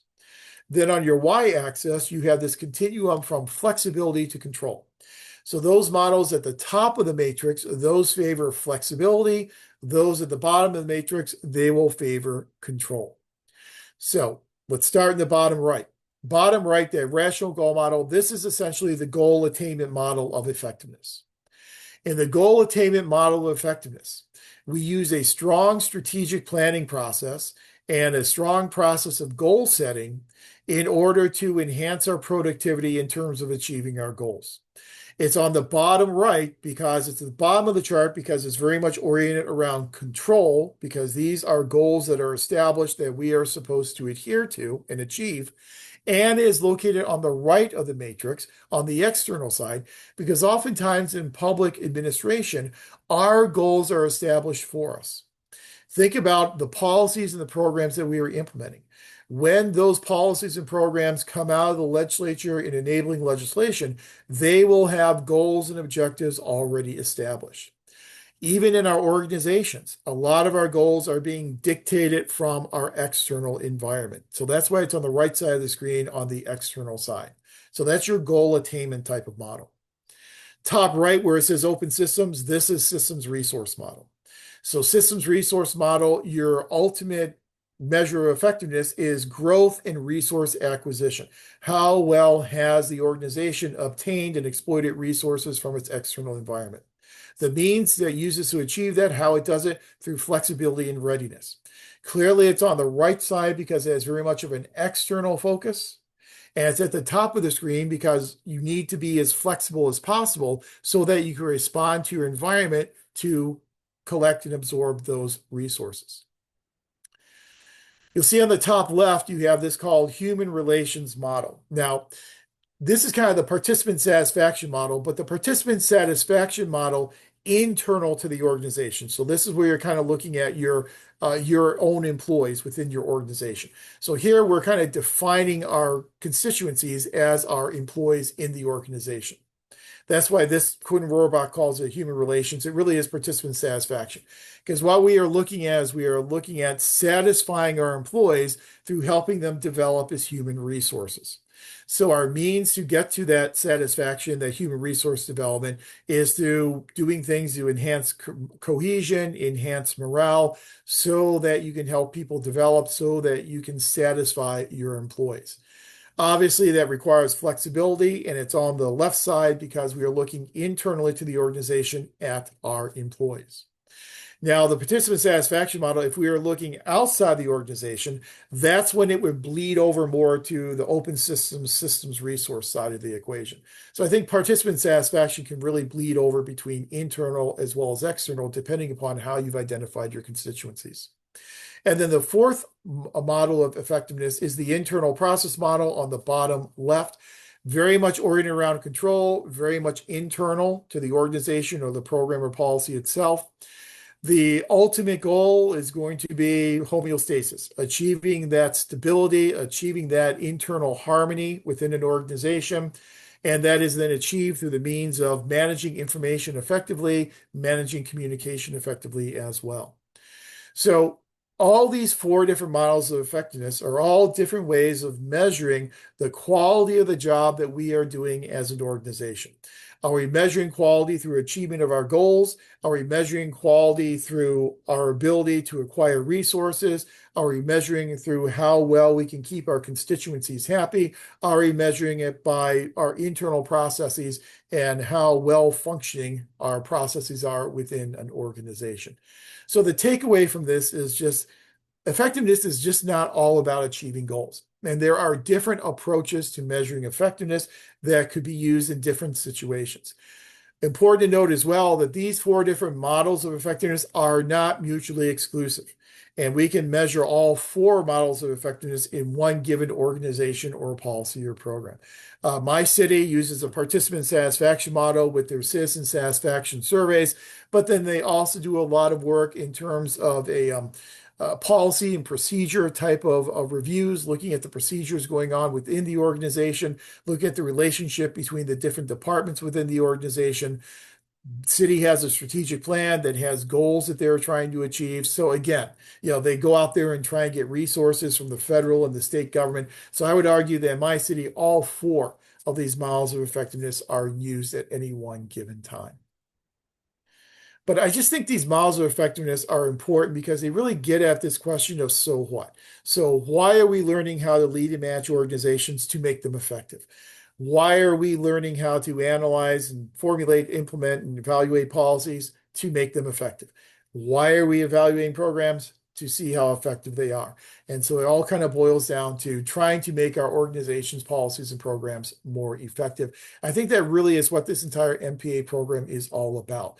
And those universal required competencies that you will get, like leading and managing in an organization, like participating in, contributing to the policy process, being able to analyze, think critically, solve problems, and make decisions, to be able to communicate productively, to be able to contribute to a public sector perspective. All those core competencies are all there to help us learn how to make our organization's policies and programs more effective. So this wraps up the information for scenarios 4 and 5 on the final assessment. So if you are so inclined and you'd like to start working on scenarios 4 and 5, you now have all the information you need to do so. Then when we get together again next Thursday, you will then get the information for scenarios 1, 2, and 3. We will start next week's session talking about the development of public employment and the creation and the evolution of the career civil service system. We'll also talk about unionization and the impact of unionization on career civil service systems. We'll then turn our attention to the functions of how we manage human resources to give you that insight into PPA 577. Then the last part of class, we will then look at how we manage fiscal resources, and that will then give you your insight into PPA 555. And then once we are done next week, that will cover all the information we cover in this class, and this will then give you all the foundational information you need to go forward and be successful and productive in all of your other core courses in the program. Questions, comments, observations? I see we're pushing about 6:30 now, so. Thank you. That was wonderful. Great. I'm glad it was useful. Again, our whole purpose here is to introduce you to public administration, introduce you to how to be successful in your future core courses. So again, as you work on the final, if you have any questions at all, feel free to send me an email. I'll get this video up on our Canvas site by tonight. And then next week, I told you what we'll be doing. It'll probably be a pretty full session next week because it's a good amount of material to cover. But I am highly confident we'll be able to cover all the material next week so that the following week, you'll just have that time to finish up your final assessment. Thanks, everyone. Have a great remainder of your week, a great weekend, and I'll talk to you one last time next Thursday. Buenas noches. Adiós. Take care.